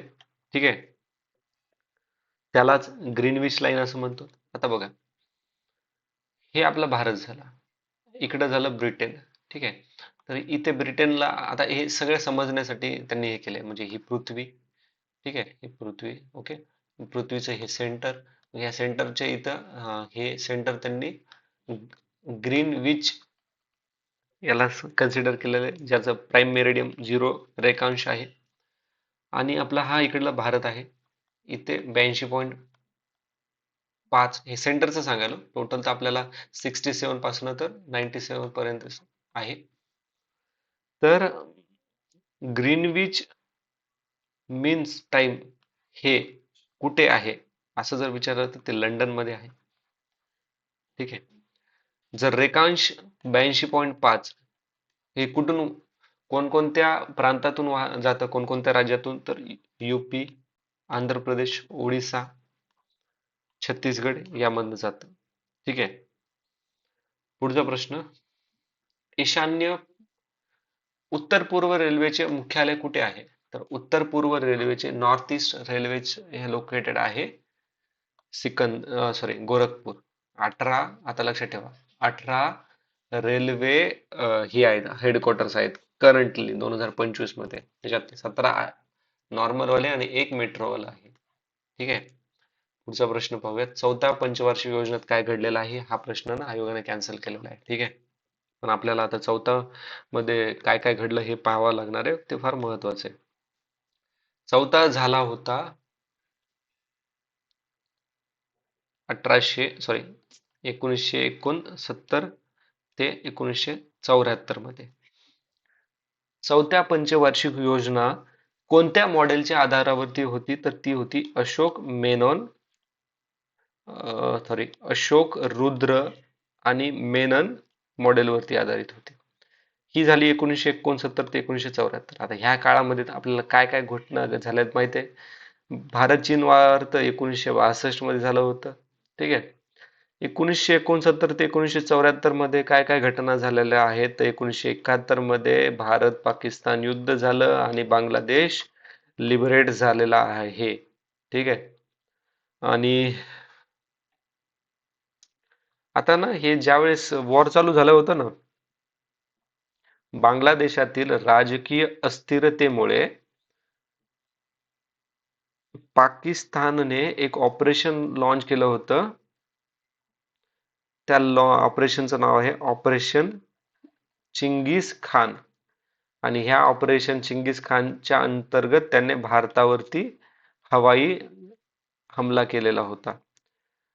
आता एक्झॅक्टली झालं काय होतं माहिती आहे का? ह्या इव्हेंटमध्ये 1971 ह्या टाइम पिरियड मध्ये इलेक्शन मधून बांगलादेशमधील शेख मुजीबुर रहमान हे निवडून आलेले होते. पण जे आजचा पाकिस्तान आहे ना, तो आजच्या बांगलादेशला तुच्छ समजायचा. ठीक आहे. सेकंड क्लास सिटीजन समजायचा. आणि बांगलादेश मधल्या जर कोणी निवडून आला तर हे पाकिस्तानला हजम नाही होणार ना. मग त्याच्यामुळे त्यांनी ह्या शेख मुजीबुर रहमानला पाकिस्तानमध्ये बोलवलं आणि शपथविधी वगैरे करण्याच्या ऐवजी त्यांनी काय केलं, अरेस्ट करून टाकलं. मग भारताने मग ते खूप साऱ्या गोष्टी झाल्या आणि वॉर झालं, बांगलादेश बनला. ठीक आहे. या गोष्टी झालेल्या होत्या.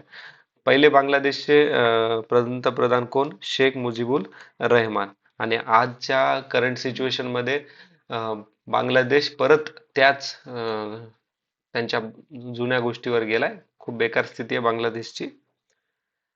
आता लक्षात ठेवा, सिमला करार झाला होता याच टाइम पिरियड मध्ये 1972. पाकिस्तानने बांगलादेशला स्वातंत्र्यता मान्य दिली. म्हणजे स्वातंत्र्य कंट्री आहे अशी त्यांनी, पाकिस्ताननं पण मानलं की बाबा बांगलादेश स्वतंत्र आहे. ओके. आणि हा सिमला करार केव्हा झाला? 1972 मध्ये. 1972 मध्ये इंदिरा गांधी आणि शेख मुजीबुर रहमान यांच्यामध्ये मैत्री, शांतता आणि सहकार्य याच्यावरती करार पण झालेला आहे. ठीक आहे. आता ह्या गोष्टी का सांगायलो? कारण की बांगलादेशमध्ये जी अस्थिरता सध्या आहे ना, तर त्यावरती आपल्याला प्रश्न विचारला जाऊ शकतो. त्याच्यामुळे हे बॅकग्राऊंड आपल्याला थोडं माहित पाहिजे. ठीक आहे.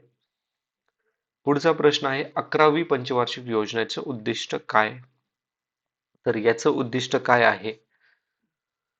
ओके. 11व्या पंचवार्षिक योजनेचं उद्दिष्ट पाहण्याआधी आपण पाहूयात 11वी पंचवार्षिक योजना केव्हा चालू झालेली होती आणि यांचे फंक्शन्स काय काय आहेत. तर पहिले तर त्याची थीम लक्षात घ्या. वेगवान आणि सर्वसमावेशक विकास, म्हणजे fast and more inclusive growth, हे 11व्या पंचवार्षिक योजनेचं थीम होती. पण आता 12व्या पंचवार्षिक योजनेमध्ये आता बघा, इथं त्यांनी आपल्याला काय म्हटलंय? Fast and more inclusive growth. 12व्या मध्ये फास्ट अँड इन्क्लुझिव्ह ग्रोथ मध्ये एक शब्द ऍड केला होता, सस्टेनेबिलिटी. Okay, sustainability. 11व्या पंचवार्षिक योजनेमध्ये शिक्षण आणि कौशल्य विकासाद्वारे सक्षमीकरण हा प्रमुख उद्देश होता. ओके, म्हणजे empowerment through education and skill development.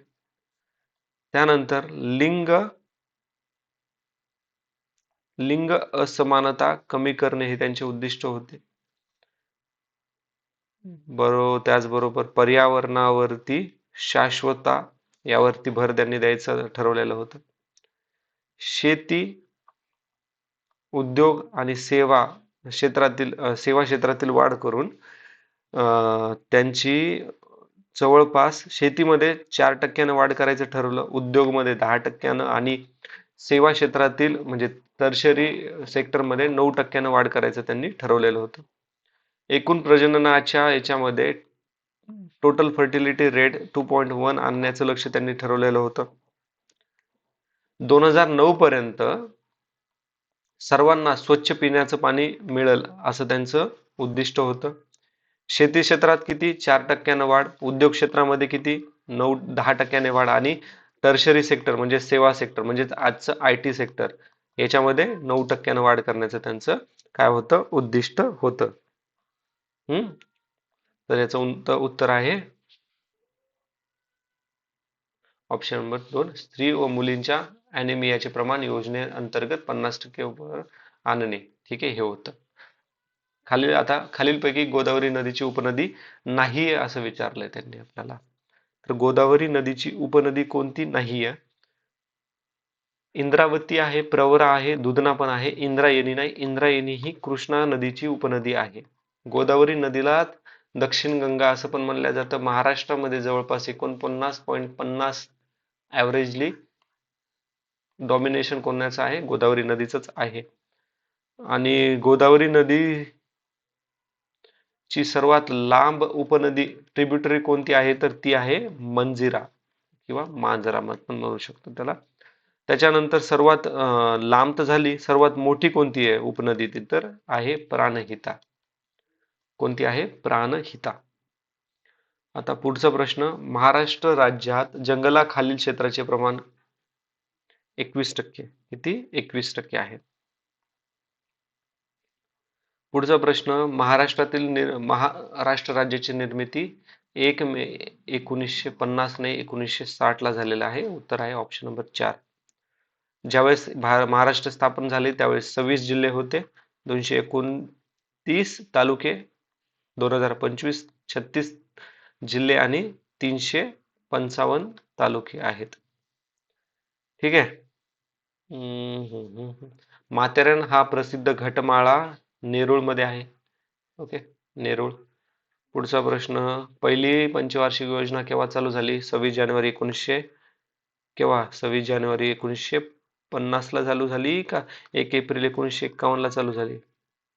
पंचवार्षिक योजना चालू म्हटलंय त्यांनी तर 1951 पासून चालू झाली. 26 जानेवारी 1950 ला काय झालेलं मित्रांनो? कमेंट मध्ये सांगा. त्याच्यानंतर पुढचा प्रश्न आहे, खालीलपैकी कोणत्या जिल्ह्यात पर्जन्य छायेच्या क्षेत्रात? आता बघा, which district fall in the rain shadow area? Rain shadow area मध्ये येतात. रेन शॅडो एरिया म्हणजे बघा, आता एक लक्षात ठेवा, आपला हा महाराष्ट्र आहे. ठीक आहे, हे महाराष्ट्र, इथं आहे अरबी समुद्र. ठीक आहे, आता हे इथं आहे आपला सह्याद्री. ठीक आहे, आता आपला नॉर्थ ईस्ट, हे नॉर्थ साऊथ ईस्ट वेस्ट. ठीक आहे, आपला मान्सून इथून येतो असा. मान्सून ज्यावेळेस येतो सह्याद्रीला ओलांडतो, सह्याद्रीमध्ये खूप पाऊस टाकतो. आणि आता बघा, हे माउंटेन आहेत, ह्या माउंटेनच्या इथं खूप पाऊस पडायला आहे, सह्याद्रीमुळे मान्सून यायलाय, सगळं व्हायलंय. पण ज्यावेळेस हे पावसाचे वारे ह्या माउंटेनला क्रॉस करतात ना इकडं, मग इकडं त्यांच्याकडे काहीच राहत नाही, सगळी एनर्जी इथंच त्यांची जाते. मग याला म्हणतात रेन शॅडो एरिया किंवा लीवर्ड एरिया असं पण म्हणतात. ठीक आहे, म्हणजे ह्या भागात कोकणेच्या तुलनेत खूप कमी पाऊस पडतो आणि जसं जसं हा पुढे जातो तसं तसं हा पाऊस कमी होतो, त्याच्यामुळे मराठवाड्यात पाऊस कमी पडतो.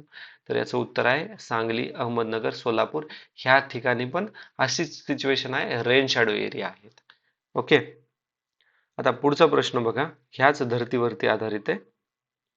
खालीलपैकी कोणत्या ठिकाणी दैनिक सरासरी तापमान कक्षा जास्त आहे? तर आता हे नागपूरमध्ये आहे. कारण की हे सर्व कसे येतं, हे बघा, पुणे इथं, अलीगड इकडं, कोल्हापूर इथं, नागपूर इकडं. जसं जसं वारे वाहिलेत तसं तसं काय होणार, टेम्परेचर, पाऊस कमी पडणार, टेम्परेचर येणार. नागपूर उत्तर आहे. ठीक आहे. ठीक आहे, आता पुढचा प्रश्न पाहूयात. कोकणात रेल्वे प्रकल्पासाठी कोकण रेल्वे कॉर्पोरेशनची स्थापना 1990 ला. ठीक आहे. आता बघा, हे हे जे प्रश्न आहेत ना, मी जिथं जास्त एक्सप्लेन नाही करत, कोकण झालं, पुन्हा हे माथेरान, हे आता बघा, हे ना जुन्या पॅटर्नचे होते, एवढं महत्वाचे नाहीत आपल्यासाठी. ठीक आहे. आणि त्याच्यामुळं ना, जे महत्वाचे नाहीत ना, त्याला कमी डिस्कस करण्यात जास्त फायद्याचं आहे. आता बघा, हे सातपुडा पर्वतरांगेमुळे व नद्यांची खोरी वेगळी झाली आहे, हा महत्वाचा आहे. हे आपल्याला 2025 साठी पण महत्वाचा ठरणार आहे, कारण की तो त्या आपल्या नवीन पॅटर्न नुसार आहे. तर इथं आपल्याला जास्त डिस्कस करायचे, जेणेकरून कसं आपलं टाइम मॅनेज होतं. तर नर्मदा नदी आणि सातपुडा पर्वतरांगेमुळे व नद्यांची खोरी वेगळी झाली आहे. कोणत्या नदी आहेत? तर ती तापी आणि नर्मदा आहे. आता नर्मदा नदी यांचा उगमस्थान अमरकंटक पठार, जे की मध्य प्रदेशमध्ये आहे. नर्मदा नदी मध्य प्रदेशातून महाराष्ट्र मग नंतर गुजरातमध्ये वाहते. ही वेस्टर्न फ्लोईंग रिव्हर आहे, अरबी समुद्रामध्ये जाऊन मिळते. सर्वात मोठी वेस्टर्न फ्लोविंग रिव्हर कोणती? सर्वात मोठी नर्मदा. 2 नंबरला तापी. ठीक आहे. त्याच्यानंतर तापी नदीचा उगमस्थान कुठे होतो? तर सातपुडा पर्वत रांगेमध्येच होतो, मध्य प्रदेश, जी मध्य प्रदेश, महाराष्ट्र आणि गुजरातमध्ये वाहते. ठीक आहे. पुढचा प्रश्न आहे आता, कोकणच्या आर्द्रतेचे प्रमाण नेहमी जास्त असण्याचे कारण काय? तर सागरी किनारा. आपण ते बघितलं ना आता, सागरी किनाऱ्यामुळे जास्त पाऊस पडतो, आर्द्रता जास्त असते. जसं जसं पुढे जाणार तस तशी आर्द्रता कमी होणार. पुढचा प्रश्न आहे आता, महाराष्ट्रामध्ये सर्वात मोठी नदी पश्चिम वाहिनी नाही. पश्चिम वाहिनी नदी नाही असं त्यांनी विचारलंय. वशिष्ठी आहे का? पश्चिम वाहिनी नाहीये म्हटलंय आपल्याला त्यांनी ना. वशिष्ठी पश्चिम वाहिनी. पश्चिम वाहिनी म्हणजे काय? जी अरबी समुद्राला जाऊन मिळते. तापी पण आहे, आपण आता वर बघितलंय. उल्हास पण आहे. कोकण मधल्या जे पण रिव्हर्स आहेत त्या सर्व पश्चिम वाहिनी आहेत. भीमा नदी ही कृष्णाची उपनदी आहे आणि कृष्णा नदी ही ईस्टर्न फ्लोईंग रिव्हर आहे, म्हणजे बे मध्ये जाऊन ती काय होते, बे मध्ये जाऊन ती बे ऑफ बेंगॉल मध्ये जाऊन ती ड्रेन होते. ओके. अजून वेस्टर्न फ्लोविंग रिव्हर कोणत्या? तर साबरमती, माही, धनधार धनधार हा धनधार, काली नदी, शरावती नदी ह्या आहेत. पुढचा प्रश्न आहे, महाराष्ट्रात नैऋत्य साऊथ वेस्ट मान्सून मोसमी वाऱ्यापासून पडणाऱ्या पावसाचे प्रमाण किती? तर 85% सर्वात जास्त. ठीक आहे. खालीलपैकी कोणते विधान विंध्य प्रणालीला लागू पडत नाही? कोणते विंध्य प्रणालीला लागू पडत नाही असं विचारले तर विंध्य प्रणाली अग्निजन्य खडकांनी बनलेली आहे. ठीक आहे, पाहूया. तिची खोली 4000 मीटरपेक्षा जास्त आहे. ओके. या प्रणालीने गंगेचे मैदान व दख्खनचे पठार वेगळे केलेले आहेत. ही प्रणाली तांबड्या वाळुकाष्मासाठी प्रसिद्ध आहे. विंध्या स्टेट बद्दल कोणतं विधान चुकीचं आहे? Is made up of igneous rock, depth more than 4000 meter, divide Ganga plain and Deccan plateau, known as red sandstone. आता लक्षात ठेवा, ही जी विंध्य प्रणाली आहे ना, तर ही अग्निजन्य इग्नियस रॉक न नाही तर सेडिमेंटरी रॉक मुळे बनलेली आहे. ठीक आहे. अवसादी खडकांसाठी. ठीक आहे. अवसादी खडकांनी बनलेली आहे. कशी? अवसादी खडकांनी बनलेली आहे, ना की अग्निजन्य खडकांनी. ठीक आहे. सेडिमेंटरी रॉक पासन बनलेली आहे.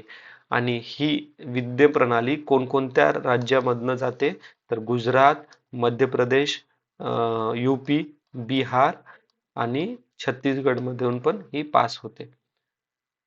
आणि विंध्य प्रणालीमधील सर्वात मोठं शिखर कोणतं? तर कलुमर पीक हे सर्वात मोठं आहे, ज्याची उंची 772 सॉरी 772 का 750 किलोमीटर आहे, कन्फर्म लक्षात नाही, पण 730च्या पुढेच आहे, एवढं आहे. ठीक आहे. त्यानंतर ठीक आहे, आता पुढचा प्रश्न पाहूयात आपण आता. महाराष्ट्रात ठिबक जलसिंचन पद्धती कोणत्या पिकासाठी जास्त उपयुक्त ठरतात? तर ही फळांसाठी सर्वात जास्त उपयोगी ठरतात. ठीक आहे, फळांसाठी सर्वात जास्त उपयोगी ठरतात. पुढचा प्रश्न आहे, खालीलपैकी कोणती वैशिष्ट्य भारतातील शहरी वसाहतीला लागू पडत नाही? आता नाही म्हटलंय त्यांनी, 5,000पेक्षा जास्त लोकसंख्या. अरे बापरे, हेच असणार आहे उत्तर. ठीक आहे, हे आहे का? शहरी लागू पडणार नाही म्हटलंय त्यांनी. 5,000पेक्षा जास्त लोकसंख्या, लोकसंख्येची घनता दर चौरस किलोमीटरला 400 पेक्षा जास्त, 10 चौरस किलोमीटर पेक्षा जास्त प्रदेश, आणि 75पेक्षा जास्त करती लोकसंख्या बिगर प्राथमिक म्हणजे शेतीवरती त्यांचा मुख्य व्यवसाय नाहीये. तर बघा, लागू पडत नाही म्हटलेली आहे, तर 5,000पेक्षा जास्त लोकसंख्या हा लागू पडतो. लोकसंख्येची घनता 400 पेक्षा जास्त लागते आणि 75 पेक्षा जास्त करती लोकसंख्या ही बिगर प्राथमिकवर लागते. हे तीन घटना आहेत. 10 चौरस किलोमीटर पेक्षा जास्त असा काही याच्यामध्ये रूल वगैरे नाहीये. ठीक आहे. Area more than 10 square kilometre असं काहीच मेन्शन केलेलं नाहीये. पुढचा प्रश्न आता बघा, हे नवीन पॅटर्न नुसार एवढा आपल्याला महत्वाचं नाहीये. तरी याचं उत्तर बघा, गडचिरोली जिल्हा आहे. पुढचा प्रश्न पण जुन्या पॅटर्न नुसार आहे, दाभोळी प्रकल्प उत्तर आहे. ओके. जायकवाडी मत्स्य बीज केंद्र कुठे आहे? तर संभाजीनगर मध्ये आहे. 2 ऑक्टोबर 1972 रोजी दूरदर्शन कुठे चालू केलं होतं? तर दूरदर्शन चालू केलंय कोलकात्याला. 2001च्या शिरगणतीनुसार सेन्सेक्स नुसार महाराष्ट्रातील लोकसंख्येच्या बाबतीत दुसऱ्या क्रमांकाचा जिल्हा कोणता? महाराष्ट्रातील दुसरा म्हटले त्यांनी, तर तो आहे ठाणे. ठीक आहे, second largest district in terms of population. महाराष्ट्रातील सर्वात मोठा जिल्हा कोणता आहे एरिया वाईज? मित्रांनो, कमेंट मध्ये मला सांगा. पंचायत समितीच्या कोणत्याही सभासदाचे सदस्यत्व राज्य शासन गैरवर्तणुकीच्या कारणास्तव संपुष्टात आणू शकते, जर पंचायत समितीने तसा प्रस्ताव हजर व मतदानाचा भाग घेणाऱ्या मतदानात भाग घेणाऱ्या सभासदांच्या होकारासह पाठविला तर. तर आता हे सर्व होतं जर 2/3 मेजॉरिटी 66%, ठीक आहे, असेल तर. Any member of the Panchayat Samiti may be removed by state government on the ground of misconduct provided by the Panchayat Samiti recommends the same with the support of the members present. तर present and voting ते आहे 19 किती 66%. पुढचा प्रश्न आहे, महाराष्ट्रातील ग्रामपंचायतीत कारभार मुंबई ग्रामपंचायत कायदा व त्यातील वेळोवेळी झालेल्या बदलानुसार चालतो. तर महाराष्ट्रातील ग्रामपंचायतीचा कारभार हा मुंबई ग्रामपंचायती कायदा 1958 यांच्या व त्यातील अमेंडमेंट जे झालेले आहेत ना, त्यानुसार चालतो. आपला प्रश्न क्रमांक 109. मसुदा समितीचे अध्यक्ष कोण आहेत? आता हा सर्वात सोपा प्रश्न आहे, महत्वाचा प्रश्न आहे की मसुदा समिती केव्हा झालेली आहे? तर मसुदा समितीचे अध्यक्ष होते डॉक्टर बाबासाहेब आंबेडकर. ठीक आहे. आणि या समितीमध्ये कोण कोण अजून हे होतं मेंबर्स होते? तर या समितीमध्ये मेंबर्स आहेत एन माधवराव,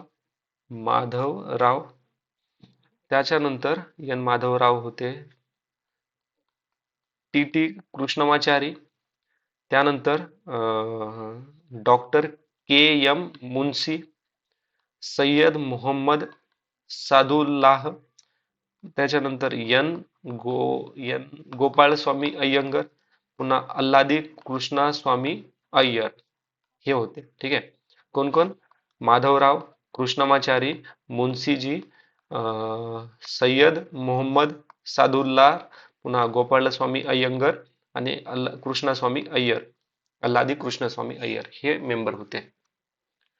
खालीलपैकी कोणता हक्क हा भारतीय संविधानाचा मूलभूत हक्कात नाही? तर तो आहे राईट टू प्रॉपर्टी हा ऍक्च्युली मूलभूत अधिकारात होता, पण तो आता लीगल अधिकार बनलेला आहे. ठीक आहे, लीगल अधिकार बनलेला आहे.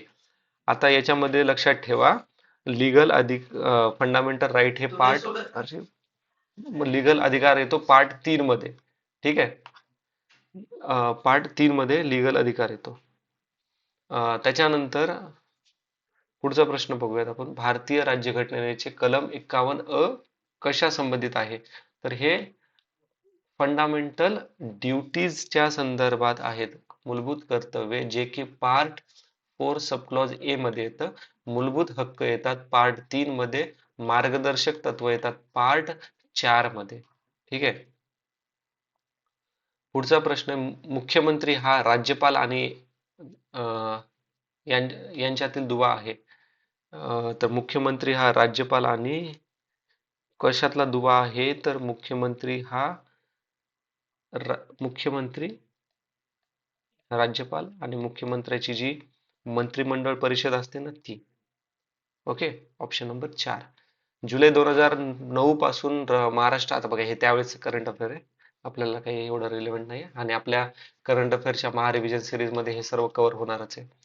महाराष्ट्रात पंचायत राज यामध्ये स्त्रियांसाठी किती टक्के जागा राखीव असतात? तर ती आहे 50%.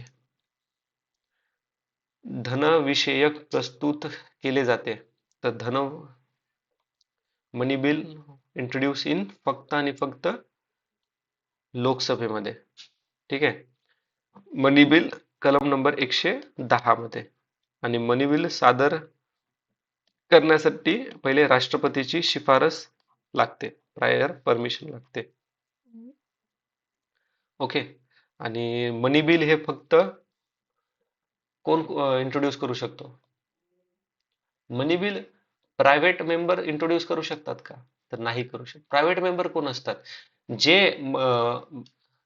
MP किंवा MLA स्टेट मधले आणि आपल्या लोकसभे, पहिले लक्षात ठेवा, जे MPs आहेत, ठीक आहे, पार्लमेंट मधले, तर जे मंत्री MP मंत्री आहेत त्यांना म्हणतात गव्हर्नमेंट मिनिस्टर्स. ओके, आणि जे मंत्री नाही आहेत ना, ते सोडून जे बाकीचे खासदार आहेत त्यांना काय म्हणतात? प्रायव्हेट मेंबर्स म्हणतात. ओके, म्हणजे हे जे मनी बिल आहे ना, हे फक्त गव्हर्नमेंट गव्हर्नमेंट मेंबर्सच करू शकतात. ठीक आहे, प्रायव्हेट मेंबर करू शकत नाहीत. ओके. आता प्रश्न क्रमांक 116 आहे. प्रत्येक जिल्हा परिषदेला राज्य शासनाने नेमणूक केलेली एक मुख्य कार्यकारी अधिकारी असतो. बरोबर आहे. जर एखादा जिल्हा परिषदेने मुख्य कार्यकारी अधिकारी परत घेण्याकरता 2/3 मताधिक्याने कळविल्यास तसे करणे राज्य शासनाला भाग पडते. तर हे पण विधान बरोबर आहे. दोन्ही स्टेटमेंट बरोबर आहेत. ठीक आहे. Zilla Parishad has CEO appointed by state government आणि state government has to withdraw the CEO if the Zilla Parishad send such a proposal with 2/3 majority. आणि 2/3 मेजॉरिटी वरती आपण एक प्रश्न ऑलरेडी बघितलेला आहे. भारतीय राज्यघटनेमध्ये किती प्रकारची आणीबाणी आहेत? तर 3 प्रकारची आणीबाणी आहेत. 352 मध्ये एक आहे, 356 आणि 360. 360 आहे फायनान्शियल इमर्जन्सी, वित्तीय आणीबाणी, जी आतापर्यंत कधीच लागलेली नाहीये. प्रेसिडेंट रूल येतो 356 मध्ये. ठीक आहे, राज्य आणीबाणी ज्याला म्हटलं जातं. आणि 352 मध्ये येतं राष्ट्रीय आणीबाणी. आणि ह्या सर्व येतात आर्टिकल 300, बघा, सर्व येतात पार्ट 18 मध्ये. ठीक आहे, पार्ट 18 मध्ये 3 प्रकारच्या आणीबाणी येतात. ओके. नॅशनल इमर्जन्सी आतापर्यंत 3 वेळेस लागलेली आहे. ओके. आणि राष्ट्रीय राज्य आणीबाणी तर खूप वेळेस लागलेली आहे. ओके. महाराष्ट्रात 3 वेळेस लागलेली आहे. 2019 लास्ट टाइम 2019 ला लागलेली होती. संविधान सभेचे कार्य काय आणि सर्वात पहिल्यांदा राज्य आणीबाणी केव्हा लागली, कुठे लागली होती? सर्वात पहिल्यांदा पंजाबमध्ये लागलेली होती. ओके. ओके, नेक्स्ट प्रश्न आहे, संविधान सभेचे कायदे विषयक सल्लागार कोण होते? Who was the constitutional advisor to the Constitution Assembly? तर कॉन्स्टिट्यूशन असेंब्लीचे कॉन्स्टिट्यूशन असेंब्लीचे ऍडवायझर होते बी.एन. राव. ठीक आहे. ओके. आता भारतीय नागरिकत्व कायदा केव्हा बनवण्यात आलेला होता? तर तो बनवण्यात आला होता 1955 ला. पंचायत समितीचा मुख्य प्रशासकीय अधिकारी आणि सचिव कोण असतो? तो असतो गट विकास अधिकारी, ब्लॉक डेव्हलपमेंट ऑफिसर. लोकसंख्या असणाऱ्या गावासाठी एकत्रितपणे गट ग्रामपंचायत स्थापन करता येते. तर 500 पेक्षा जास्त लोकसंख्या असणाऱ्या गावामध्ये आपल्याला गट ग्रामपंचायत स्थापन करता येते. ग्रामसभेचे सदस्य होण्यासाठी कमीत कमी वय 18 पाहिजे. ग्रामपंचायतसाठी 21 पाहिजे. महिलांचा माहितीचा अधिकार अधिनियम 2005 हा या हेतूने करण्यात आला. कोणत्या हेतूने करण्यात आलेला आहे? विधान बरोबर आपल्याला विचारले. माहितीचा अधिकार अधिनियम, राईट टू इन्फॉर्मेशन ऍक्ट कशासाठी केलेला आहे? शासनाच्या कार्यात पारदर्शकता आणि जबाबदारी वाढावी म्हणून. बरोबर. भ्रष्टाचार रोखणे. बरोबर. बरोबर विधान विचारलं आपल्याला. नोकरशाहीवरती जनतेचा अंकुश निर्माण करणे. बरोबर. अ, ब, क बरोबर आहेत. ठीक आहे. लोकशाही खऱ्या अर्थाने जनतेसाठी कार्यान्वित करते. तर हे पण स्टेटमेंट काय बरोबर आहे. पण माहितीचा अधिकार हे नोकरशाहीवर जनतेचा अंकुश निर्माण करते. जनतेचा अंकुश. तर बघा, हे जर बेस्ट आन्सर बघितलं तर अ, ब, ड हे उत्तर आहे. ठीक. Option number 4. कारण की लोकशाही खऱ्या अर्थाने जनतेसाठी कार्यान्वित करते. नोकरशाही पण हे लोकशाही ब्युरोक्रेट्स पण कोण येणार? लोकशाहीच्या अंतर्गतच येणार ना. भारतात राष्ट्रपतीच्या निवडणुकीत मतदान कोण करतात? राष्ट्रपतीचं मतदान जे असतं ना, तर बघा, राष्ट्रपती आता आपण हे निवडणूक राष्ट्रपतीची कोण करून आणतं? तर इलेक्शन कमिशन ऑफ इंडिया करतं. ठीक आहे. तर लोकसभा, राज्यसभा आणि ही आहे विधानसभा. तर हे तिन्ही पण करतात. 4 याचं उत्तर आहे. आता याच्यात ऍडिशनल मुद्दे आपल्याला लक्षात घ्यायचे. नॉमिनेट मेंबर करत नाहीत, नॉमिनेट मेंबर नसतात, नॉमिनेट मेंबर नसतात. बट प्रेसिडेंटला इम्पीच करायचंय कलम नंबर 61 मध्ये जे मेन्शन केलेलं आहे. तर त्याच्यामध्ये लोकसभा आणि राज्यसभातले निवडलेले आणि निर्वाचित म्हणजे नॉमिनेटेड हे दोघं पण मतदान करतात. विधानसभेचा इकडे काही रोल नसतो. ठीक आहे. आता विधानसभेमध्ये दिल्ली आणि पुदुचेरी इथले पण जे एमएलए आहेत ते पण निवडणुकीमध्ये वोट करतात. ठीक आहे. निवडणुकीमध्ये, इम्पीचमेंट मध्ये नाही. राष्ट्रपतीची जी कलम 52 ते 62 याच्यामध्ये त्यांच्या संबंधी आपल्याला पाहायला मिळतं. 52 मध्ये भारताच्या राष्ट्रपतीच्या पदाची स्थापना असं मेन्शन केलेलं आहे. 55 मध्ये निवड प्रक्रियेचा उल्लेख केलेला आहे.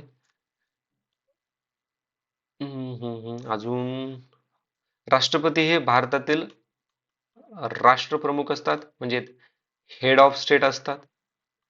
आणि हेड ऑफ गव्हर्नमेंट कोण असतो? प्राईम मिनिस्टर असतो.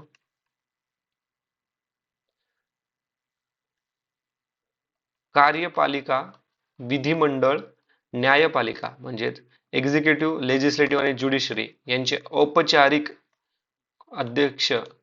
प्रमुख कोण असतात? प्रेसिडेंट असतात. राष्ट्रपती हे गार्डियन ऑफ कॉन्स्टिट्यूशन, संविधानाचे रक्षक पण मानले जातात. ठीक आहे. पुढचा प्रश्न पाहूयात आता. ग्रामपंचायतीची तपासणी करण्याचे अधिकार कोणाकडे आहेत? तर ते आहेत महसूल आयुक्ताकडे. महसूल आयुक्ताकडे आहेत. ठीक आहे.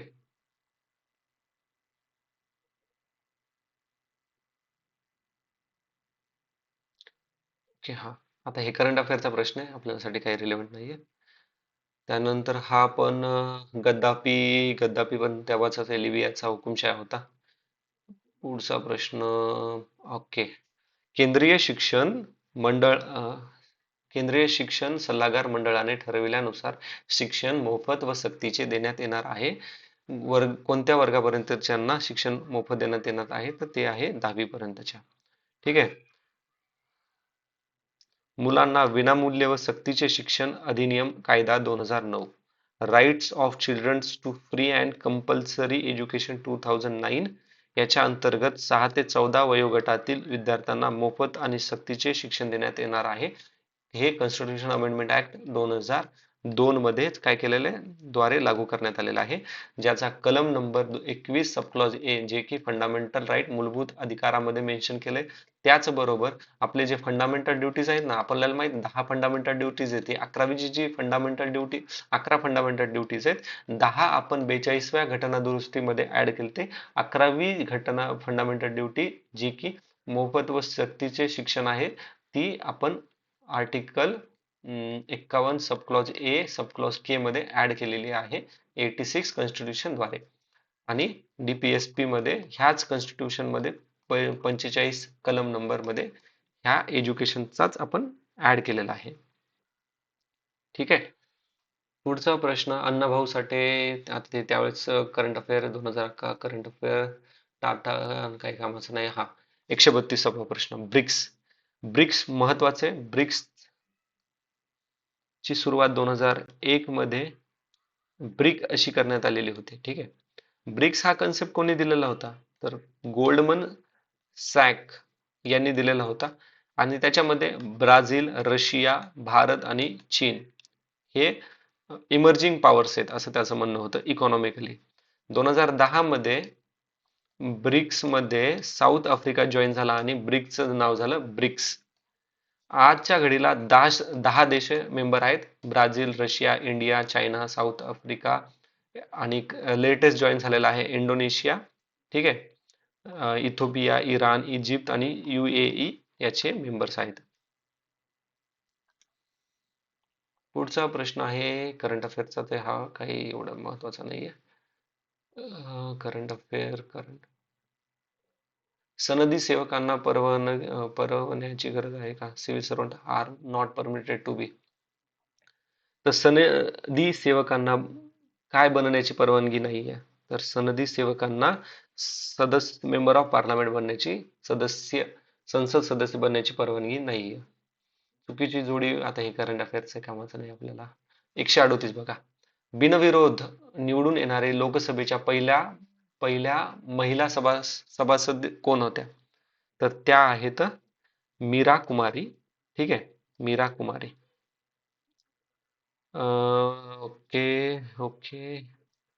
आता याच्यात एक लक्षात ठेवा, 15वी लोकसभेचे पहिल्या महिला लोकसभा अध्यक्ष बनल्या. ठीक आहे.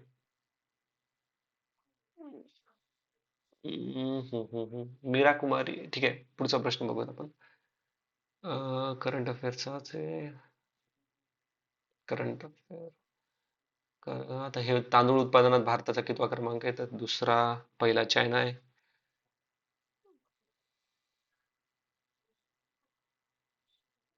महाराष्ट्र शासनाने महिलांसाठी स्थानिक स्वराज्य संस्थेचे आरक्षण शेवटी केव्हा वाढविले, तर हे 2011 मध्ये त्यांनी वाढवलेलं आहे.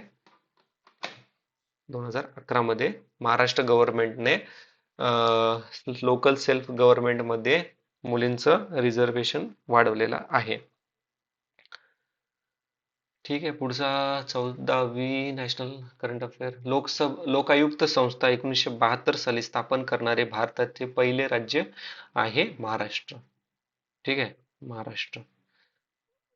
आणि ते पण महाराष्ट्र लोकायुक्त आणि उपलोकायुक्त अधिनियम कायदा 1971 याच्यानुसार करण्यात आलेले आहे, ट्रान्सपरन्सी ऍडमिनिस्ट्रेशन इफेक्टिव्ह बनवण्यासाठी.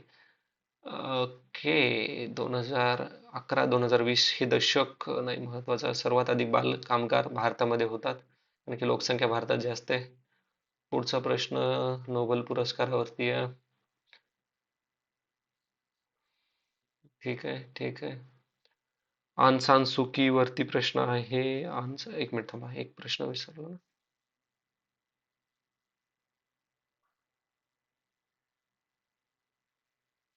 ठीक आहे. Aung San Suu Kyi. Which of the following statement is respected to the Aung San Suu Kyi all of the. ठीक आहे.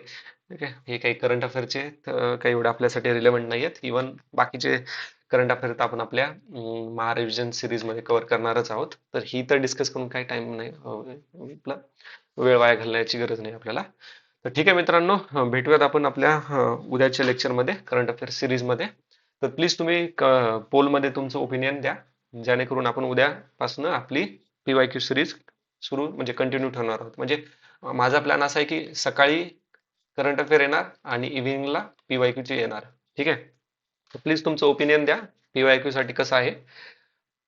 तर भेटूयात आपण नेक्स्ट व्हिडिओमध्ये. Take care. जय हिंद.